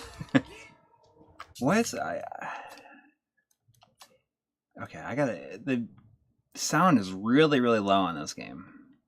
I also saw you ask if either of us pre-order Steam Deck, and no. I mean, I put $5 down just to do it, but it's not expected to. I mean, I just you like put $5 down to like have the option to get one. Yeah, I mean, if I decide to get it when it is actually time to ship, then I don't know about you, but I mean, I don't have a robust enough of the Steam library to justify. And just seeing the size of it, I'm like, oh, like I'm not gonna take that anywhere. I don't know if you. So this is another one of those, like, Capcom was big on doing some reboots and stuff like this and new sequels. the time. Oh, I think I might have missed a couple of super chats. Gaming Blaze down. I may have missed. I think I saw it, but then I think I was distracted. The ones where you said, "Oh, nice Bionic Commando, go to the jungle level." Yeah. Do you remember a jungle level? I went to it already. I went to it and then. Yeah, there was like, was it the part of the museum or? Yeah, like a city, like a park or whatever. Yeah. So remember that. There was also $2 super chat from Alex Gavin. Thank you. Saying, how much longer do you think the Switch has? You know, I mean, a lot of people still seem to think like, oh, you know, the next gen Switch or Switch Pro or something that could come at the end of this year. And I think there's no way. Like, if Nintendo like got all these people to buy the Switch OLED last year and then 1 year later they released the full-on successor, like that's gonna make people real mad. I would not be surprised by it. I would be really mad if I bought a Switch OLED and I didn't. I would be really mad if I bought a Switch OLED and then the next gen Switch came out 1 year later. Like, I think I would like for the Switch 2 or whatever to come out in 2013 and Metroid Prime 4 to be a launch game, a cross-gen launch game. Mm-hmm. But it's going to be DLSS 4K 60 on. Of course, it'll probably be 60 on. I mean, I suspect they would go for 60 like the original Metroid Prime. Keep consistent with that series. I think the rest of the series was 60 FPS, but it's been so long since I've touched any of them other than the first. Can't remember for sure.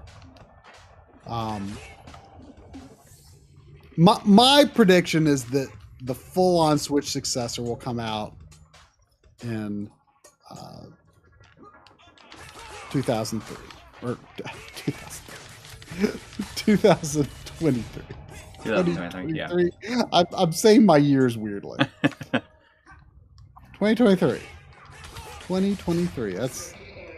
I'm just trying to get. Year I haven't spent much time thinking about. Like I mean, it sounds like I just saw some nasty screen tearing. There is a lot of bad. I just have this version because this is the only version that got a physical of this. I wish that the version's much better. Yeah, and it's 60 frames per second. The main reason, the thing I think it's a very good game. I've only played through it once though, so I don't know how I'd feel about it now, but I can tell you that coming up here is probably my favorite part of this game is when you fight this boss, like this guy right here, and the music from the NES game kicks in, and that's it's not something you kind of expect because there's no the NES version of Strider is oftentimes just ignored and forgotten, but it has a version of the first level music in this is just the best part about the game. Well, I mean, probably a lot of this game was inspired by. Oh no, not really. Well, I mean, I've not really played the NES game, but isn't it a little bit non-linear and stuff? This is a Metroidvania, right? Yes. I wish you could hear it better. I don't know.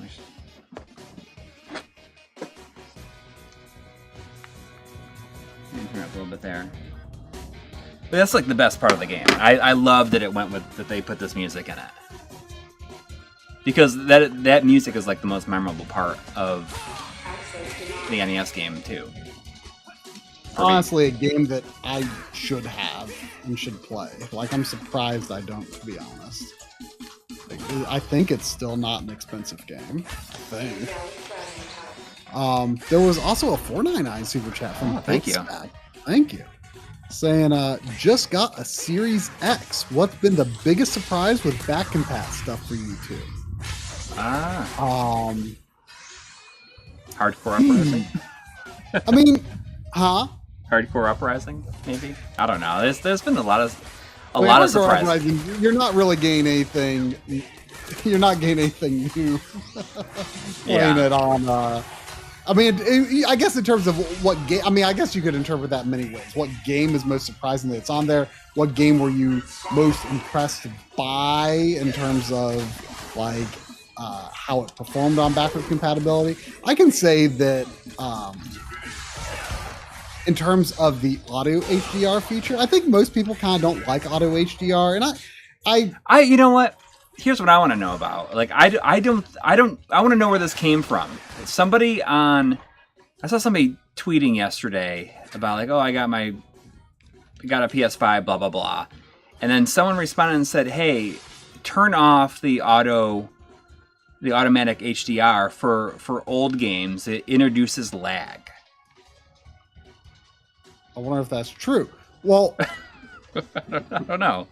But so PS5 does have I mean, you do know it has an option where it says, like, you know, HDR on, off, or on when supported. Yes. And I always turn it.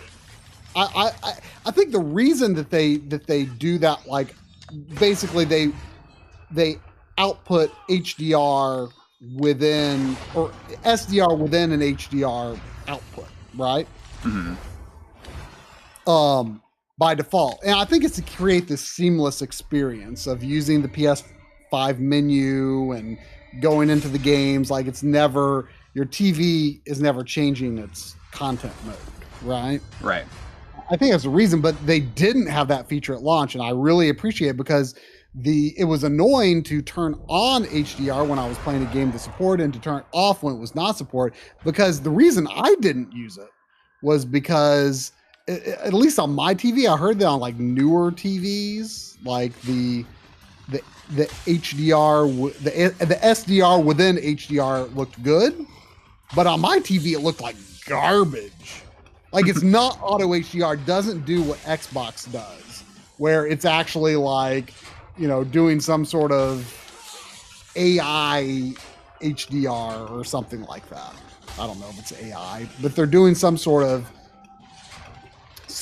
process that is actually attempting to give an HDR-like impact to games that weren't designed for it.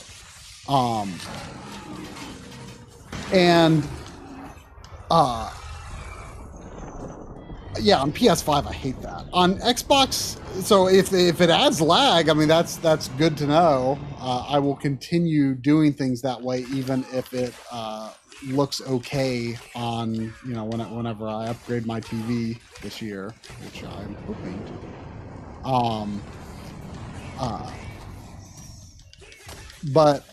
Yeah, on Xbox then, you know, auto HDR is definitely flawed. There's definitely a lot of games it looks real bad in, and, you know, obviously it's not necessarily a true representation of the intent or whatever. But I still like to take a look at it, you know, be like, oh, you know, it's actually pretty interesting in this one. I like how this looks. And, you know, and you're asking about biggest surprises on backwards compatibility. Final Fantasy 13, I mean, I only just played like a little bit in the opening areas, but like the FMVs and then the gameplay, like, all looks beautiful with auto HDR in that game. Like far and away, like the best looking auto HDR I've seen in anything I've tested. Plus, that game runs at runs in 4K on Series X and One X. Unfortunately, though, it did not get FPS boost. But 13.2 and Lightning Returns are 4K. I don't know if it's native 4K, but, you know, it's a boosted resolution and a boosted frame rate. Although lightning returns from the testing I did is definitely not stable. 60 FPS. But yeah, so all that's cool. You know, I streamed a bunch of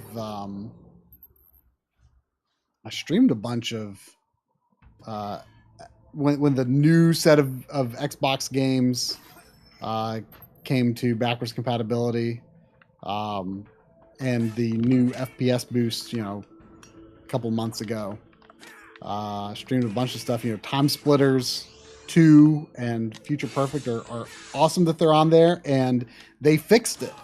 You know, when we were streaming, we were like, "Ooh, something's not right here." And they got enough complaints that, yeah. And so a lot of people like pointed to our stream, say, "Here's the problem." Yeah. Well, the word got out there, and in fact, one of the Xbox people like actually like tweeted at us when it was fixed, like just to let us know the patches went live. So that is a huge relief. That is very important in my opinion. Those games are so important. To me, I love them. I bought those because when they were on sale, even though you got an extra copy of the second one you're sending me, I was like, well, they're third one, the third one, and and you said, you know, like you accidentally bought it because you thought you didn't have it. Yes, it's stupid. But they were like $2, like during that backwards compatibility sale. Well, now you'll have it physically, and you'll have incentive to play through it. I mean, I played through about half of it when I was working on that Perfect Dark Zero episode, and it's a very different game from the second game. It's more of a, you know, kind of a linear sort of shooter format. Yeah. But it's awesome. I think it really holds up. Both of them do. Such good games. You know, should I try a PS1 Classic here? You got for Christmas, asked for Christmas, the Elite controller just because you wanted to put the stick clicks for Gun Valkyrie on the rear paddles. And you know, the more I've used that controller, I really ended up not liking the underneath the paddles.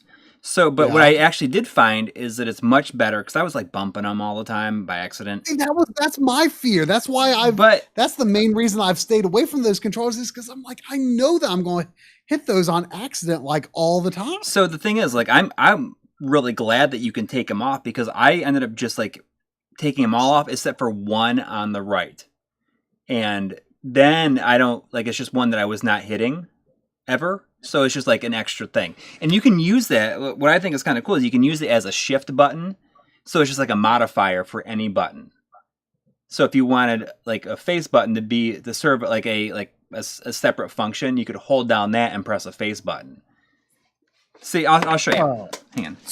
So basically you're saying that it just holding that one button gives you like a whole controller's worth of secondary options, right?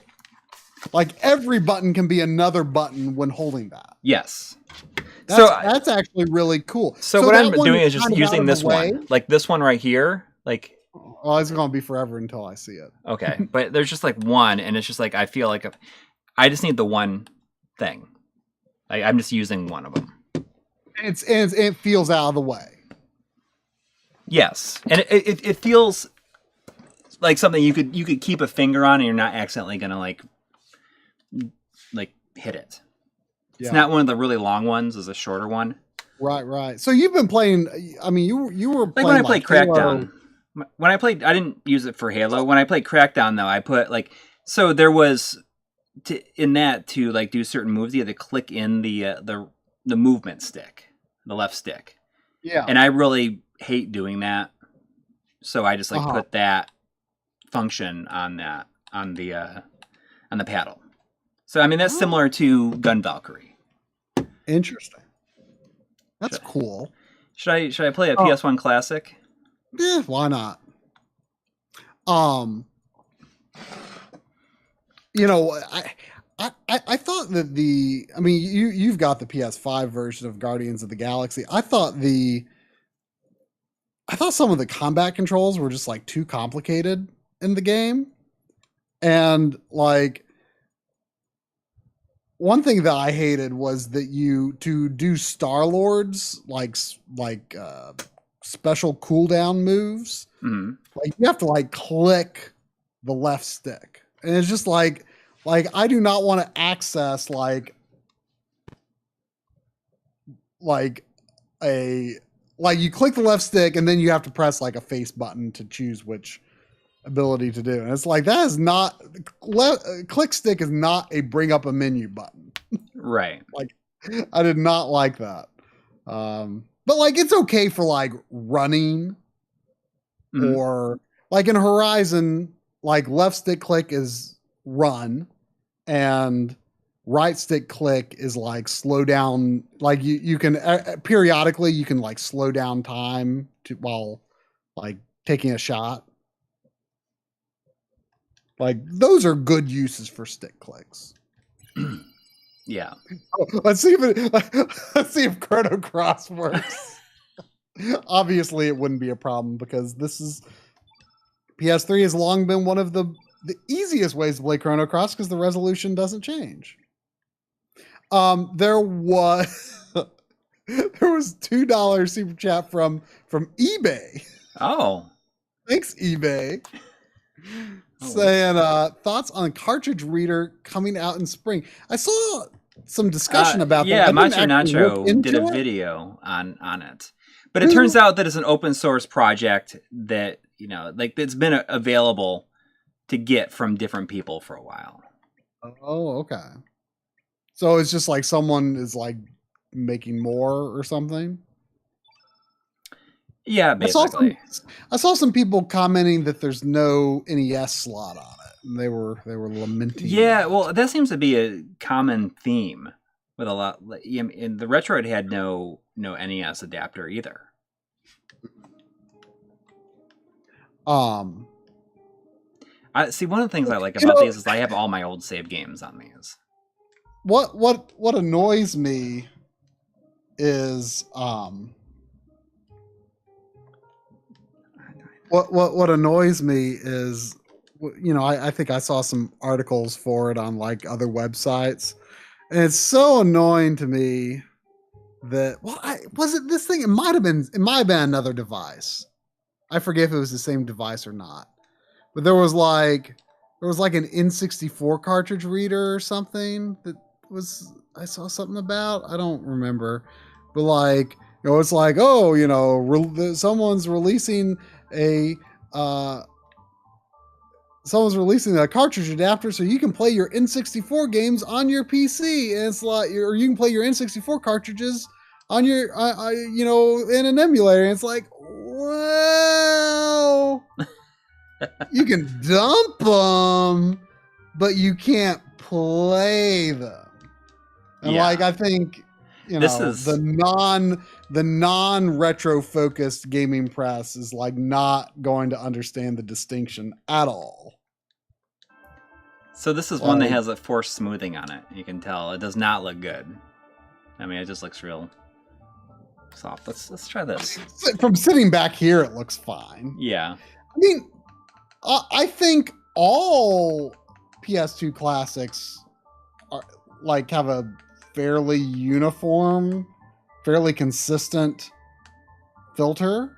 I want to say I don't know if they change. Like if you use discs, sometimes they have a filter. Sometimes they're super sharp but non-integer. Yeah, like these don't carry over very well. These. I mean, it's silly to be playing these on 720p upscaled this way. Anyway. No, I mean, I was just saying like the like for this the scanline stuff is not looking great. Yeah. Yeah, this is not how you would want to output. Like if you output this at 480p though, you might be able to do some interesting stuff.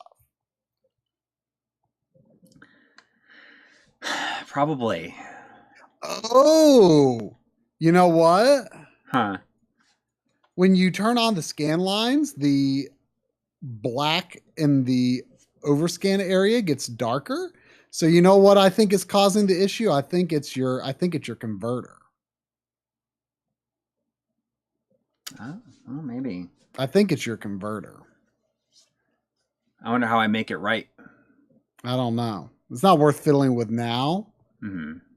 But yeah, I think it's your converter. And then it might also be compound. It could be two things though. It could be that, and it could be compounded with, that bug that Mike was talking about. And your capture card, one capture card is interpreting it one way, and one's interpreting it the other way.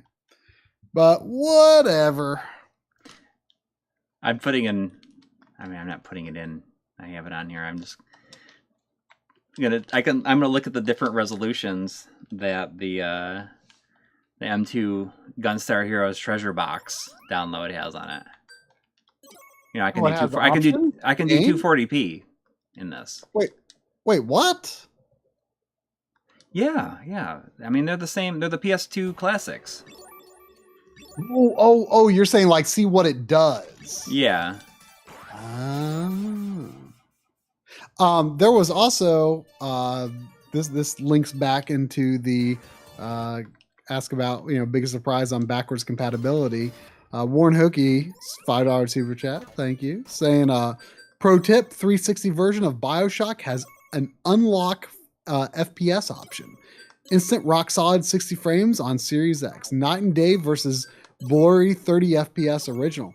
Yeah, that was actually one of the games that John recommended we try when we did that day one Series X unboxing stream. Look at this. So it doesn't even change. Like, it just changes right within the PS2 emulator. I mean, that's exactly what I would expect since the PS3. Yeah, but it's just interesting because, like, I put on scanline mode, and it looks decent. It does not look good on stream though. I bet. I'm sure it doesn't. I'm still waiting to see. I don't know. Like on my TV, it looks pretty good.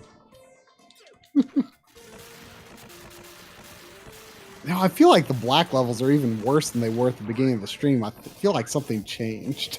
No, it's like the black levels. Just like I think at that screen, like the boot up is weird for these.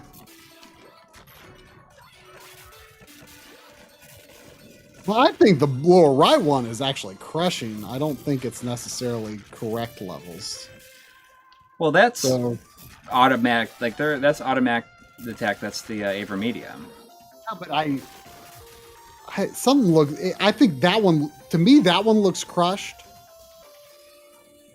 And to me, the upper right one looks like is limited range, and then like a step further or something. Like it's all funky, but it's I think mostly our fault.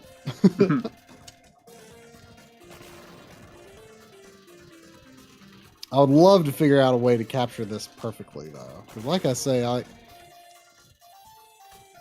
one way or the other, this is probably going to change how I want to capture and play, games of this generation. See, I'm probably going to just stick with 720p.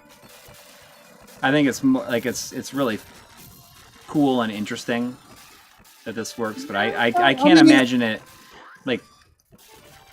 I mean, here's the thing: when the Pixel FX Morph comes out, depending on basically whichever handles 256 by 1440 the best, I'm going to use as a scaler downstairs here with the appropriate systems hooked up to it, and the other one will be my my retro. I've been assuming that I'm going to keep with my analog setup with the RGB in component. I've been assuming I'm going to do that with the RetroTINK, and then I was going to use the morph downstairs, but it really depends. We'll see, if the RetroTINK ends up,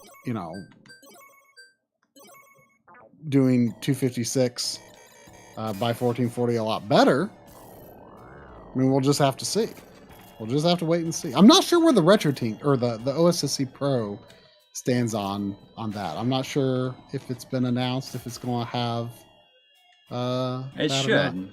I mean, but honestly, I don't know. I don't think these scan lines look that bad, actually. No, that's what I was saying. It's like it looks pretty good. I mean, it's dark, and it, you know, like the colors. No, are all off, the 480p scan lines in these collections the M2 did I think are really, it just like looks really nice.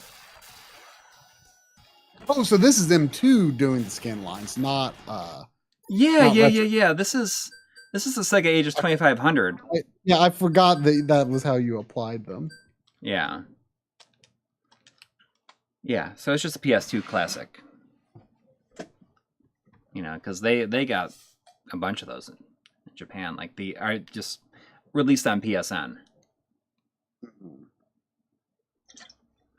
But yeah, the you know, I think I got distracted at some point. But yeah, that BioShock doesn't like. Isn't there like even a 30 FPS cap in? Am I in like the collection, or maybe not? I don't remember. Let me just try this other HDMI, I think component HDMI. I think you can do 60 FPS in that version, but they changed the visuals of the first game like pretty significantly. Like they changed a lot of the modeling and textures, so it looks kind of wrong.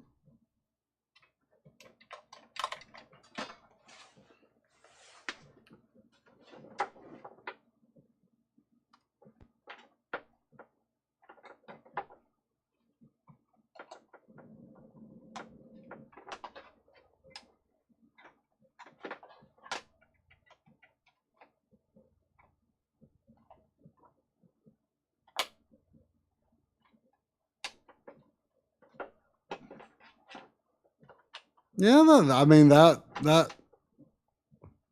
logic follows to set a Xbox 360 to 480p if you were trying to play a backwards compatible game on a scaler. I mean, you always want to output in as close to the native resolution of the game, the resolution of the game.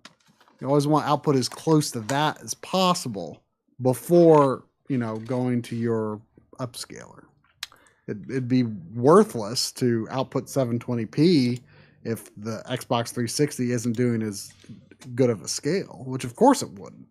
You know, it's just not how that upscale is designed to work. The collection is 60 FPS, but it looks wrong, so I played the 360 versions on back compat. Yeah, I remember seeing the comparisons when the collection came out, and I generally agreed that even though I'm not like a huge BioShock fan or anything, I've played each of the games one time, so I probably wouldn't even notice the difference. But when I looked at those direct comparisons, like it was pretty obvious. I was like immediately like, yes, the backwards the original version definitely looks better. Also, I'm going to go to the bathroom. Okay, I'm just screwing around with this now. See if I can get it to like look any better. And I got if I set the system to limited.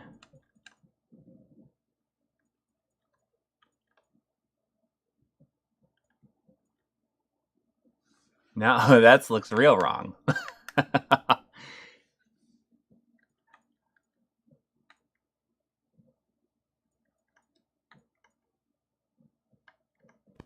See if this does anything.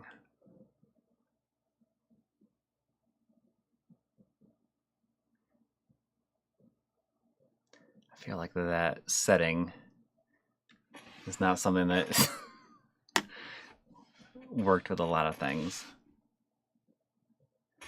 Hopefully it just comes back on. Although I suppose I bet I could see it in the other screen. Still, nope. I should come back down. But I managed to make it really wrong here.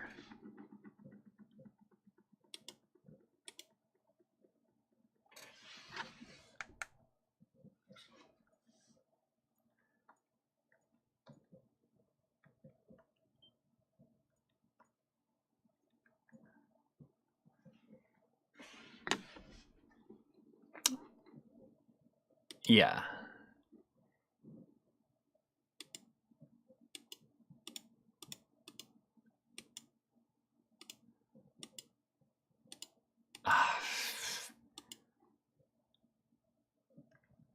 I don't know. I don't know.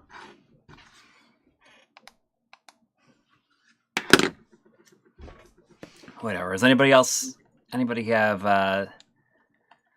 some PS3, or should I just try a different system? I mean, is there anything that people would like me to try? I mean, I could try. Let me try like the Wii. Let me try the Wii. Like the Wii Dual. Should I try that? All right, hang on.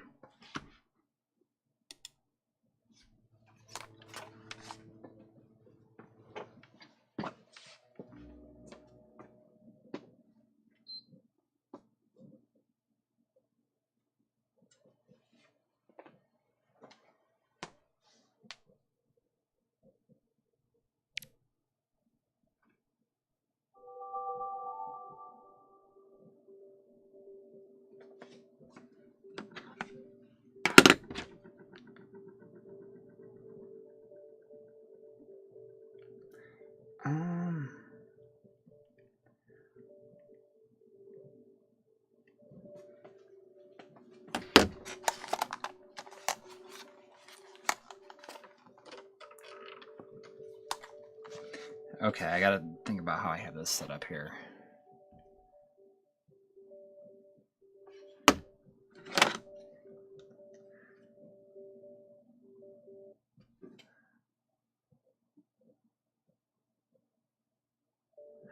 Oh, I know what's going on.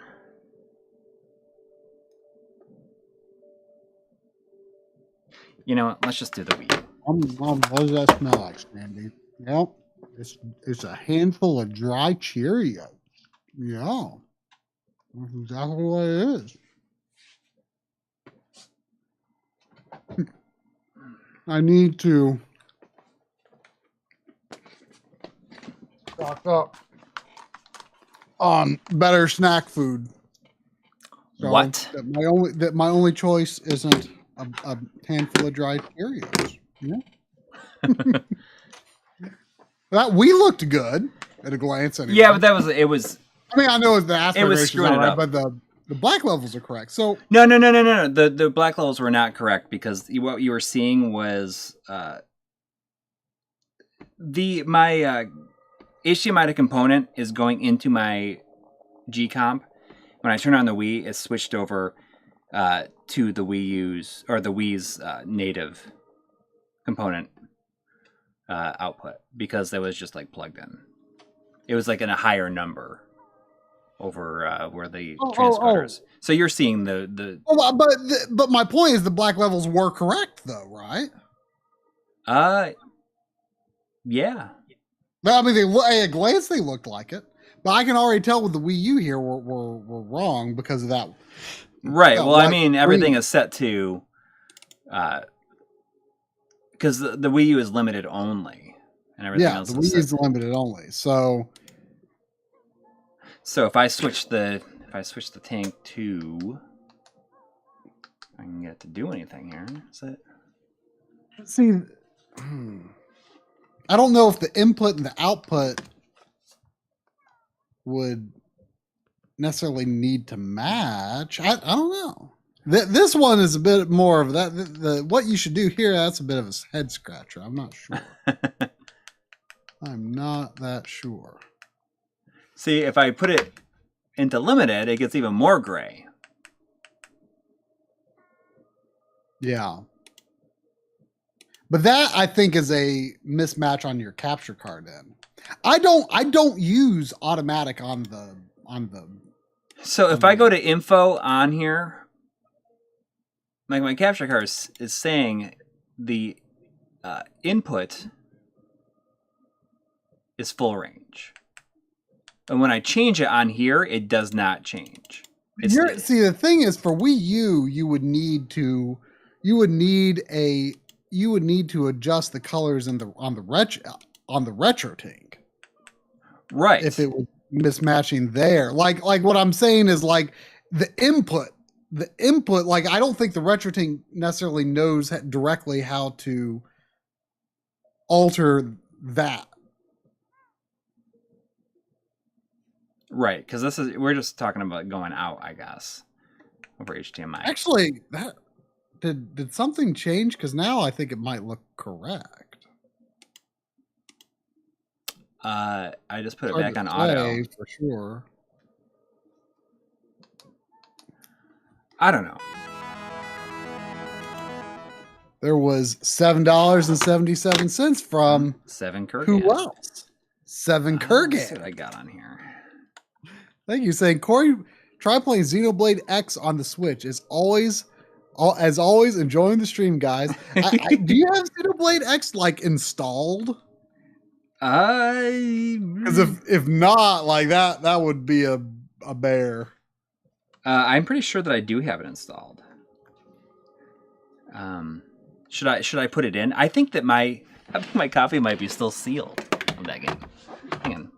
Yeah, it's I want to say the opening area it's raining when you start the game, so it might not be all that visually interesting at first. I love that game. It's very weird at first, like the combat doesn't really make any sense.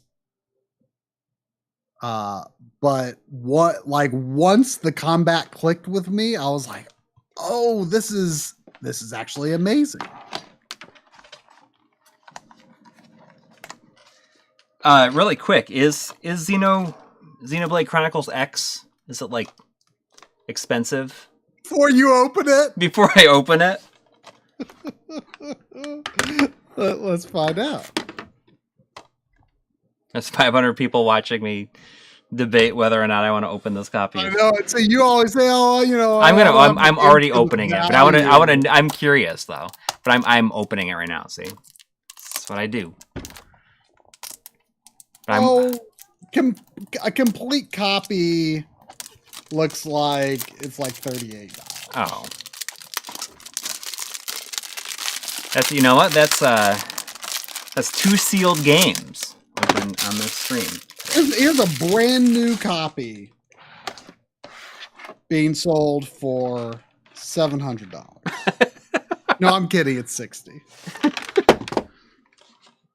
Did you believe me?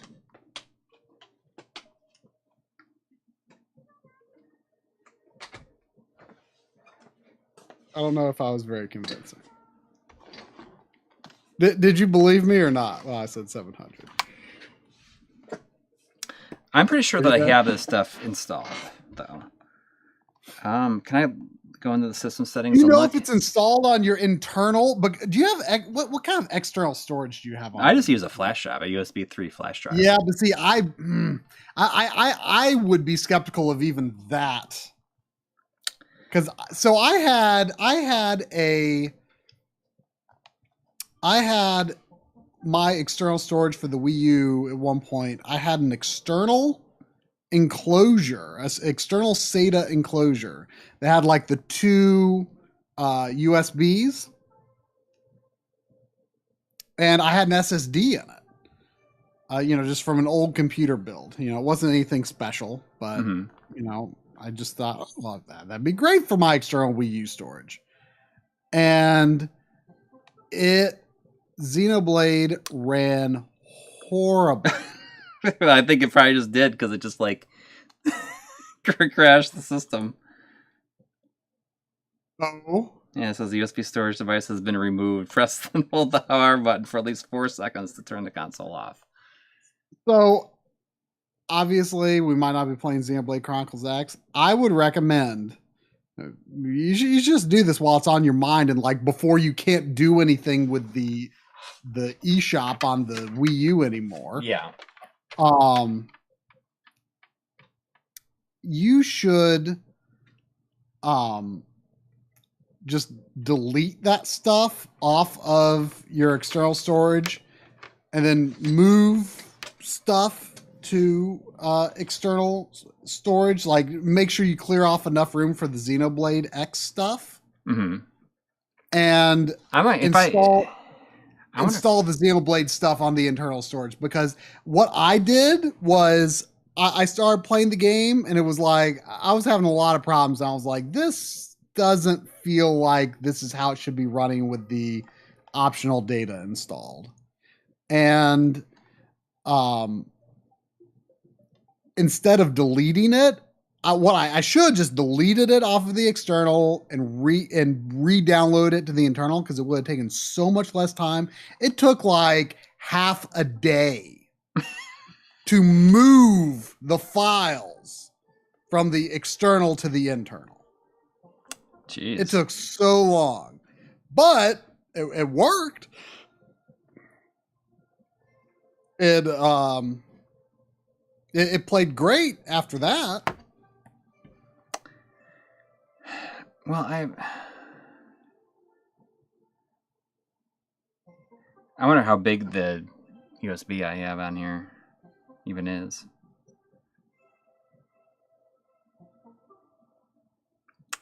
Doesn't look like, I bet it's going to happen again. But see, so what I've heard is like for like an external hard drive, like, I explained the one that I had, the enclosure had like the 2 USBs, one for data, one for power. I've heard that the WiiU's USBs don't really, they don't even provide enough power. Right. Okay, they just don't even provide enough power. It's on the external storage device. Yeah, you don't, it's unplayable. It probably is, but I'm going to just try it, see what happens. Okay. I mean, you just tried it. Well, I didn't try the game. I was just like looking at the. Oh, you didn't boot the game? Like the system just crashed because of external. It said that it was removed, but I was in the settings looking. I was looking to see what storage device it was on. Oh, okay. I do not trust external storage on WiiU, honestly. You gotta have some, I guess, but I would not put anything important on it, in my opinion. Yeah. Well, I did just find out the other day that there's a update, so I guess that's what happens. But it might be going a little bit faster. I just read that the WiiU is you can put you can hack it without having to sacrifice a DS game now. Sacrifice a DS game? Yeah, that's what you had to do before to be able to put to hack it. Is you had to to have a legally downloaded DS game. Yes, and then it uses that as a way to install. But it permanently changes the file. Yeah, but they're like, oh, everyone should just buy Brain Age because that's the one that you have to get to be able to do it. Oh. But I've heard, I just found out, I think it was on Friday, I found out that you can just do it without having to do anything else now. You can put the homebrew channel on it. And I now I'm thinking about doing that, especially you have an extra Wii U anyway. Well, yeah, but I wouldn't really consider that to be that's not it's not in great shape, and it's just something I bought from GameStop when it was really, really cheap.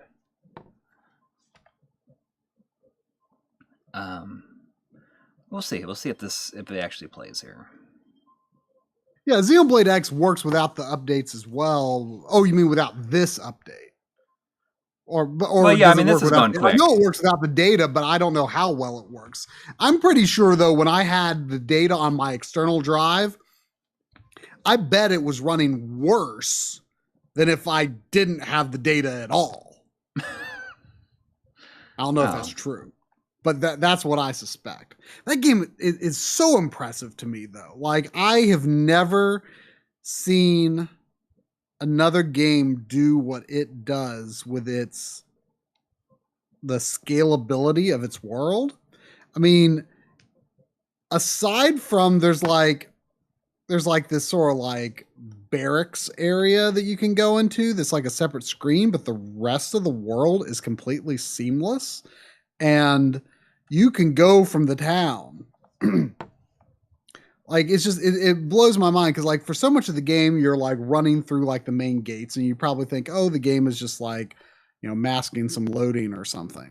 But then when you get your mechs, you know, you can move around a lot faster and you can, you know, go through that gate a lot faster. And then eventually you can fly your mechs and you just like start, you're in the city, you're anywhere in the city, you just start flying up and fly up, and you can fly out of the city. It's just the feeling of flight in that game and like, just like a feeling like you're exploring this.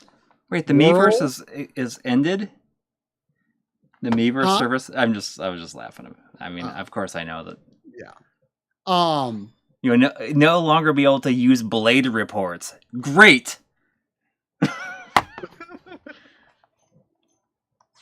But the way that you can be this little person riding around and be this mech riding around and then be a flying mech flying around, like the way that the world is designed to work well at all of those different levels of scale is unbelievable to me.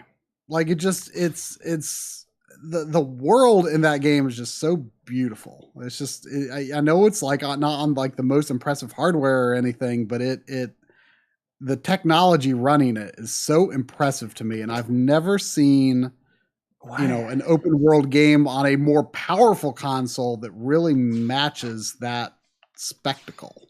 Why do they care if? Why do they ask you if you want to turn off the auto power down? Like, why does that even matter for this game? I don't know. Maybe some sort of now defunct online element. I don't know.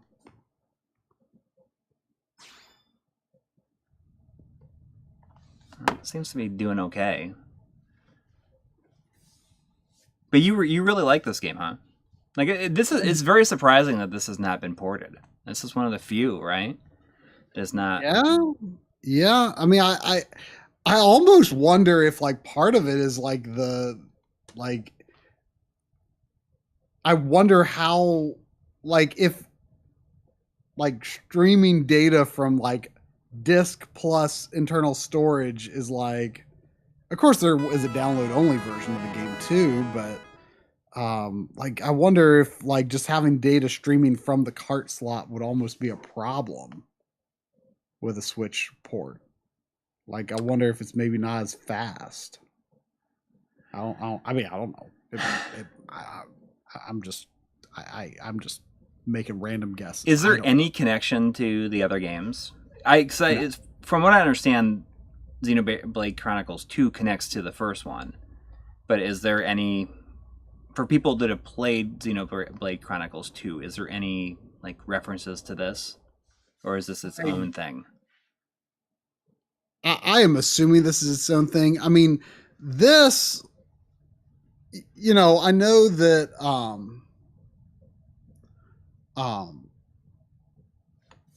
you know, like Xenogears, you know, assumes that the Earth exists or at least existed at some point. Mm-hmm. I don't think like XenoBlade 1 or 2. I mean, I haven't played that much of 2. I don't think they necessarily assume anything about Earth. Xenosaga, I think took place in, you know, the real universe. But this, like, you are escaping an alien attack on Earth.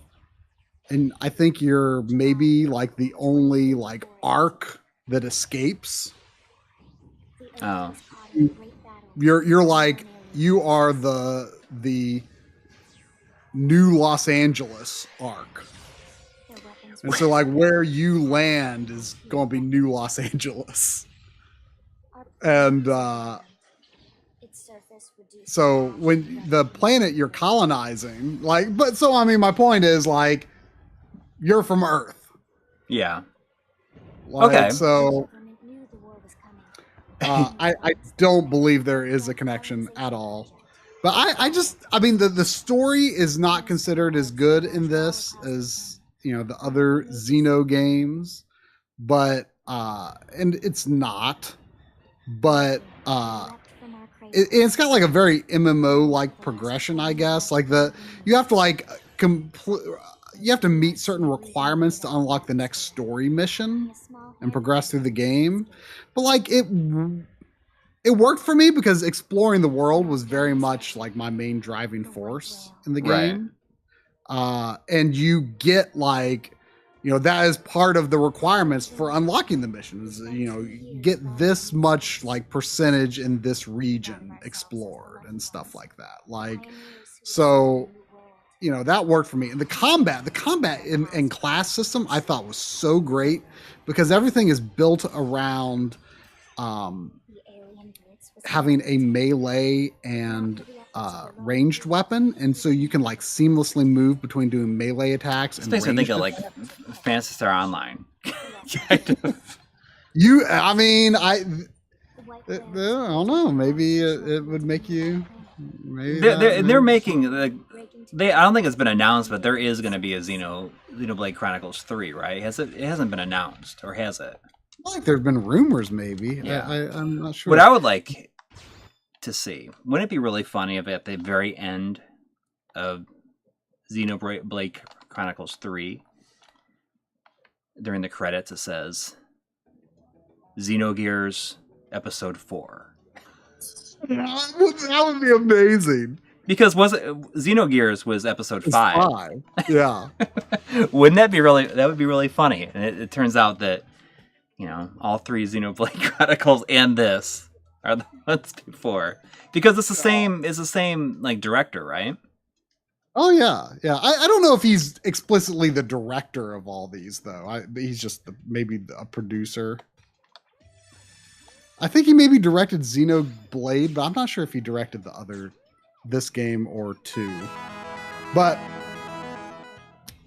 like, what's so weird about the combat in this game that really took me a while to learn is that you have like, look at, you can even put little extra wings on the character's hair.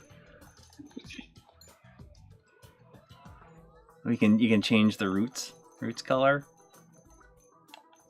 I made a female character in this one because I made like, I think you can save like your characters. And I was like, I don't know what I want to play in this. So I made like the coolest looking male character I could make, and the coolest looking female character I could make, and the coolest looking male character I could make still looked like super stupid. Like you just cannot make a cool looking male character in this game. But what I thought was so interesting about the combat, or what was so unusual, is like you can't really do a lot of healing directly through abilities. Like there are like maybe a couple of healing abilities, but they don't really do that much. The key is to sort of follow up on sort of combos that other party members are doing, and you're kind of setting up your combos and they're kind of setting up their combos, and you kind of have to decide, like, do I do what they want to do or do I do what I want to do? But the thing is, if you do what they want to do, like, it keeps morale higher, and like keeping morale higher like automatically like does these things that like replenish HP. So it's like kind of weird. Like you just, like when you are playing well, your HP automatically just stays in good shape. So you almost don't even have to worry about if you're playing well. It's hard to describe. But then like with the class system, like each class uses different weapons. And when you master a class, you can equip those weapons with other classes. So you can like make like an interesting combination of like melee and ranged weapons that normally couldn't go together. So I think it's just an interesting game.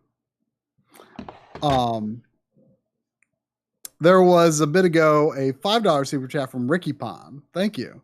Saying, I know we've talked about this before, but I agree. Something about taking off for the first time in the Scalp was breathtaking to me. Yeah, it's just the technology driving the way this world scales from tiny person to flying giant robot, and it just works seamlessly from one to the other is just, I've not played anything like it. It's so cool to me.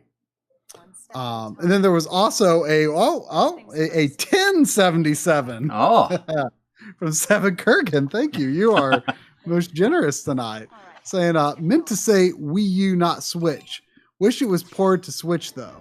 Try what are your thoughts on the XenoBlade X OST? And Corey, you should give a listen to the XenoBlade X OST one day.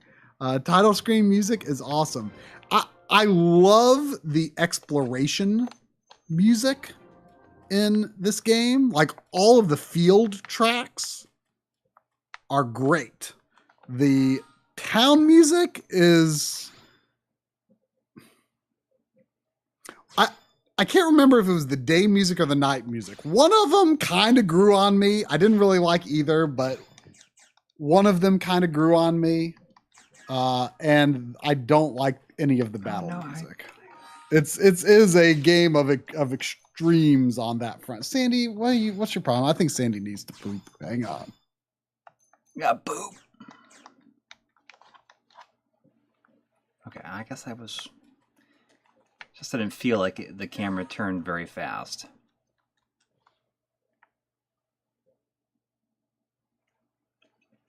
I wonder if it's using the install data though. I assume that it's pretty fast for people that have played this a lot. Does it seem like it's loading fast enough to be using the install data? Basic story. So you're just stuck on a different planet.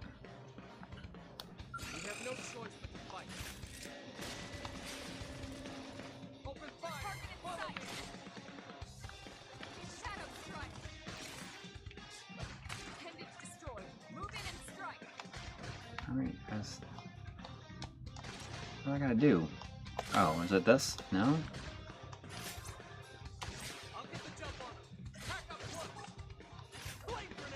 Ooh, flame grenade. For those curious, Sandy only peed. Oh, there's lots of people are asking about it. I used my flame grenade. You're not half bad.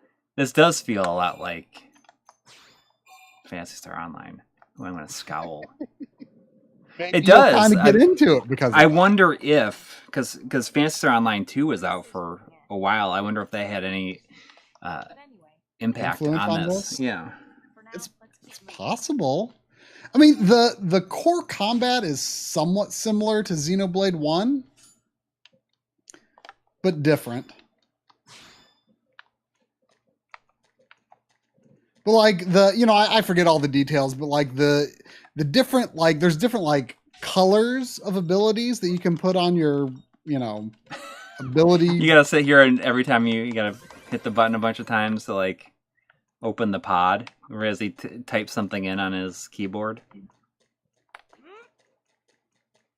What? I had to unlock that pod, and I had to hit the button a whole bunch of times, and he was like typing something in on his keyboard on his wrist. GameSack is in here saying the combat in Ys games is better than Xenoblade. I mean, not exactly comparable. I mean, this is more of a, more of an RPG that's not really about like direct action, direct button action on screen. It's more like queuing your attack. I mean, in this game, it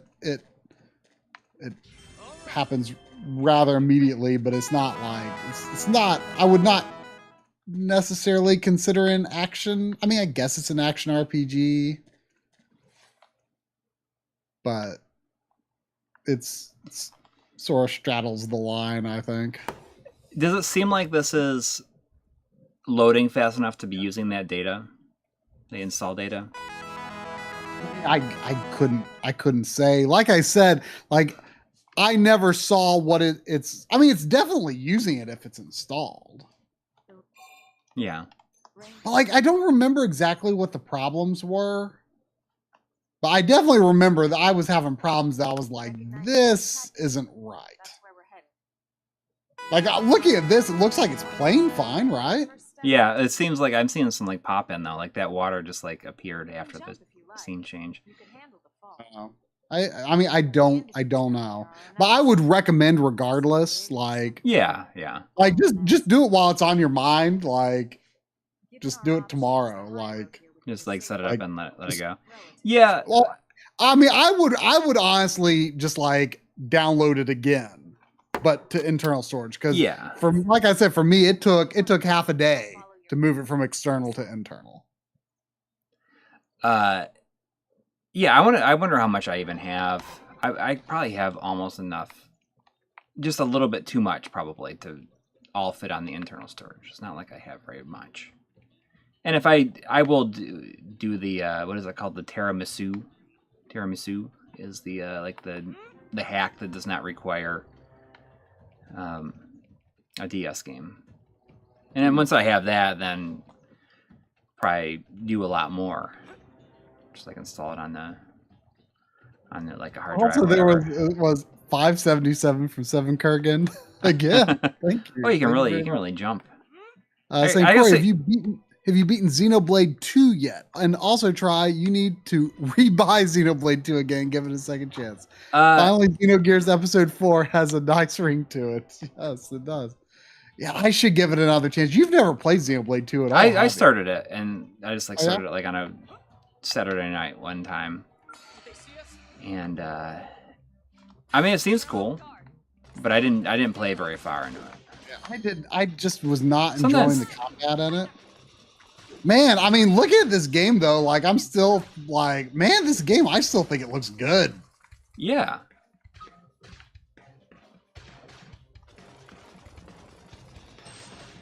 Oh yeah, and you have the crazy jumps in this game too. Yeah, I was gonna say. Like, I think it's kind of fun. Yeah, this is good and all, but it's not nearly as good as MotorStorm. I gotta say, MotorStorm is like, I feel as though I've been deceived by like how funny MotorStorm is. I never imagined that it would be as hilarious as it ended up being. I think your jumps in this game kind of look like Crackdown. Yeah. Sandy, what is your problem? Can you be not a fussy little girl until the stream is over? Oh yeah, it is a little bit after 11. Did you decide you did need to poop? What you decided? You said you had to get up early tomorrow, so we were gonna like end. Yeah, so we should wrap up pretty quick here. Yeah, even though we got started late, but that's okay. I mean, it is what it is. Oh, I failed. I wonder if can I fall off the edge? Yep. Oh, and then there was also it did nothing. Sorry, there was also a $5 super chat from Andy64. Oh. Saying, hey guys, what's the best way to play arcade games other than the original PCBs? Is it the Mister? I'm still playing them on the RetroPie. I mean, for the games that are available, I would say it's easily the Mister. Yeah. But you'd be surprised, you know, me and Drum played Magic Sword on this past Monday's Backloggery stream. And this game also has a nice motion blur effect. You fell off I know. all the way down to that beach.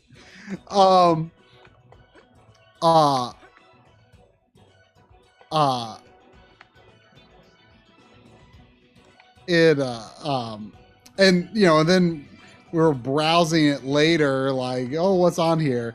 And like, he was really surprised, and I was kind of surprised all over again that there's like so much Sega stuff not on there. Yeah, but the Sega 16 stuff or the System 16 stuff is arriving. Yeah, Slowly. but it's like it's a little surprising that Sega stuff hasn't come sooner. I guess like I'm not sure exactly if the holdup is just if it's difficult or like if there's a problem in converting it or no. I mean the System 16 like there's I think Yotego's been working on System 16, but he's been doing other stuff at the same time. Mm-hmm. So, but I mean a lot of the System 16 stuff that he has done is good, you know, like it's like Altered Beast and Golden Axe and stuff like that.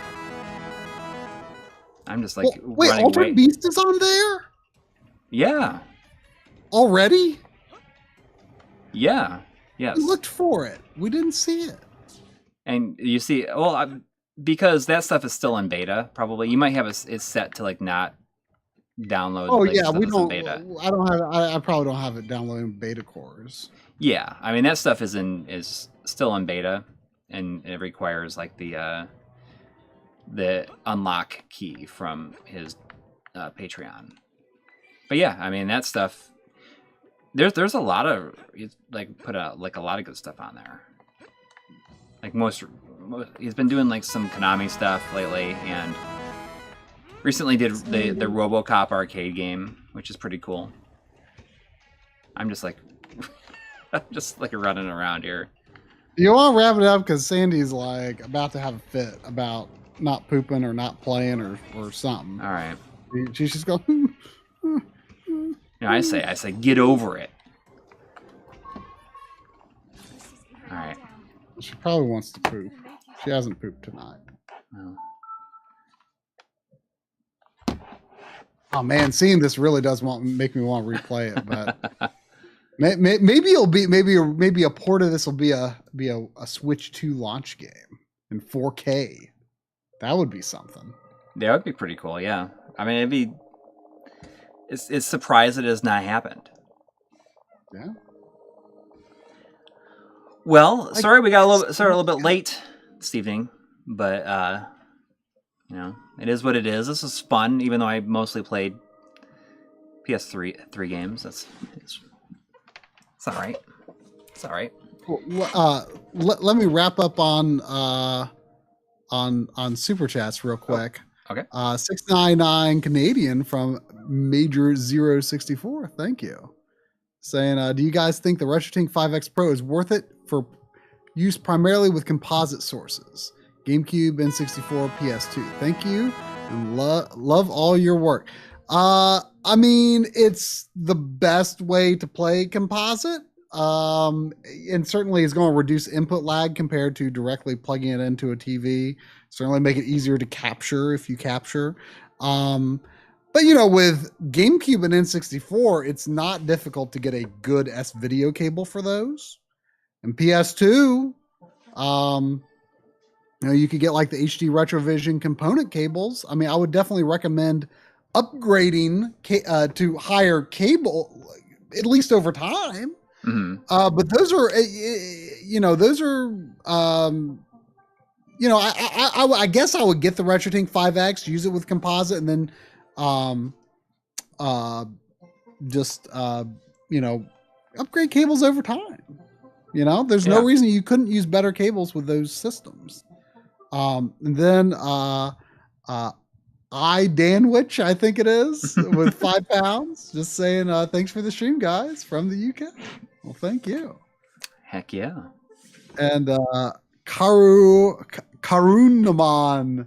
with 1337. Thank you. Saying 1337 for the adorable puppy. Well, she ain't a puppy no more, but she is adorable. Someone was asking like where my dog's been. She made an appearance at the beginning of last week's stream. Yeah. But I mean, I don't know. She's probably asleep. She's like, she looks like a Muppet right now. I think she's just like so like fluffy, and she's going for her first grooming session in like 2 weeks. Oh wow! As soon as then I don't really understand, but $2 from Vanessa saying I'm just donating so I won't get fined. That's right. That's right. You know what you did. It looks like so. This flash drive, it looks like it's maybe a 64 gig, and it's got 23 gigs filled or free, so I can get most of the stuff onto the internal. I guess it's just like a lot of virtual console stuff. Without that Xenoblade Chronicle X stuff, I could probably fit it. How much Xenoblade X stuff is? 10 gigs. Yeah. I definitely put that on the internal though. Like it might have been working fine for you, but I don't trust it after my experience. That's I mean, there's some stuff on here that if I had lost it, it would be okay. Just like certain patches, like Donkey Kong Country Tropical Freeze patch, stuff like that. But I mean, you don't want to lose stuff though. No, I definitely don't want to lose stuff. But you know, I'll transfer as much as I can to the internal. And have that be that. Oh, Crazy Game was saying WiiU has an internal flaw though that makes it easy to corrupt its memory, which is a big reason why Switch is just better. I had to replace my Wii U once because of it. Yeah, I don't know what it is, but I've just had this vibe that like, I feel like the Wii U is not like just it's going to go bad somehow, Yeah. Like mine, like it's been this way forever, basically. Like after like maybe the first 2 years of the system being out, when I turn on the Wii U from the gamepad, most of the time it says could not connect to system. Like the system turns on. Yeah. And gamepad. Sometimes you gotta like pull out the plug. Well, what I do is then when that happens, I power it off on the system and then power it back on the system. And then it always works on the second time. But like it almost never connects the gamepad and the system on the first attempt to turn it on. Almost never. Yeah, I mean, I don't know. It's like maybe they're all gonna die at some point. I don't know. I guess I have seveveral games over there I've never even about installed. I see like a Chew was talking about Pikmin 3. Like I have Pikmin 3 on it, and I've never even opened it up. I've never gotten the Switch version of Pikmin 3. I heard a lot of people say that like, oh, it's not as good not having the gamepad for the map. Oh, was that a big? I don't know if that's a commonly held opinion or not, but I saw like at least one or two people lament that. Yeah. It's just never been I beat it on Wii U. It's just not been a priority. Hang on, let me just grab the ones I haven't opened, then we'll finish it up. Hang on. Oh, Sandy is like driving me crazy. I'm going to take Sandy out to poop because she's like going crazy. Emma, you want to go poop?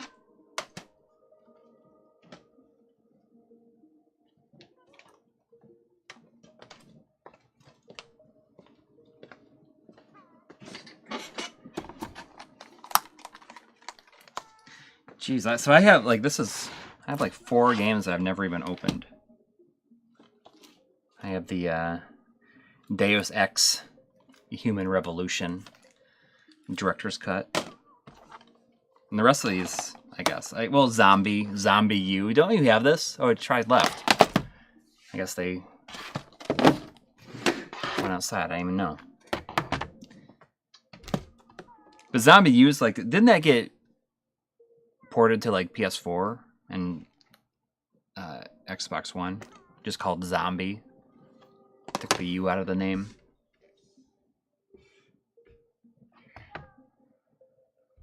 But Pikmin 3 is the Nintendo Selects. It's kind of weird that Nintendo is like they just never did Nintendo Select like anything like that with the Switch. It's just a fussy dog for no reason. Okay, well I'm wrapping up. I just thought it was funny because I have 4 unopened games for the system that I must have just got them for cheap or on clearance or something. It's like Pikmin 3, which is the Nintendo Selects version. Tokyo Mirage Sessions. Zombie U. Zombie U is great. Yeah. I think I probably got awesome. this. I think it was probably like $10 or something like that. I love Zombie U. And that got ports onto a new onto more. It did, but I feel like Isn't like the gamepad like the gamepad is integrated really well. Yeah. So I've never played the other versions, but it's designed really well. Yeah. With the gamepad. And Deus Ex, the Human Revolution Director's Cut. So weird that's on Wii U. Yeah, but it has doesn't it have like a lot of unique features in it? It has enhanced gameplay. I don't know. I was tempted to get Mass Effect 3. Like I think it was like $10 or less for like so long on Wii U. I was like tempted to get it just because it's like it's so weird that like and like Batman Arkham City. Yeah. Was it like Armored Edition or something like that? Yeah. Whatever. I wonder if we could still use the Wii U chat and like call each other on there. I doubt it. See, I miss this kind of stuff though. Like the daily log where it tells you how much you've played like each game. Yeah. I wonder if I can look at what is it on the screen? Yeah, we can kind of look at it here. When was the last time? Oh, I played Mario Maker in October because I just got it. Nintendo Land in July. Oh, we must have been doing a video. Oh, I can't. Can I switch? It doesn't. Okay. April 2021 was a lot of eShop games. Then I didn't play it for... I played it in September 2020, where I played Super Mario 64. Oh. We were doing that video. I wish you could access this stuff on the Switch more easily. I mean, like, they do, like, the annual, like, email thing. Yeah. I don't know. When was the last time I spent any significant time with any games? I guess probably 2015, 2016. Yeah, let's see.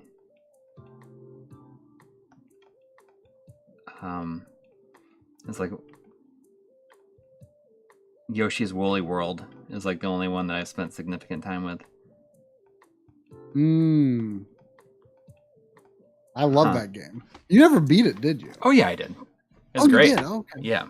I didn't finish Crafted World. Oh, I didn't even know you'd started Crafted World. I think I played it with the kids. Anyways, I think that's gonna do it. Sorry we went to 11:30, but it's fine. It is what it is. Anyways, I hope everyone has a great week. We'll be cranking on the Mr. episode, and hopefully everybody has a good week. Thanks to everybody who hung out for the long haul and everyone who donated.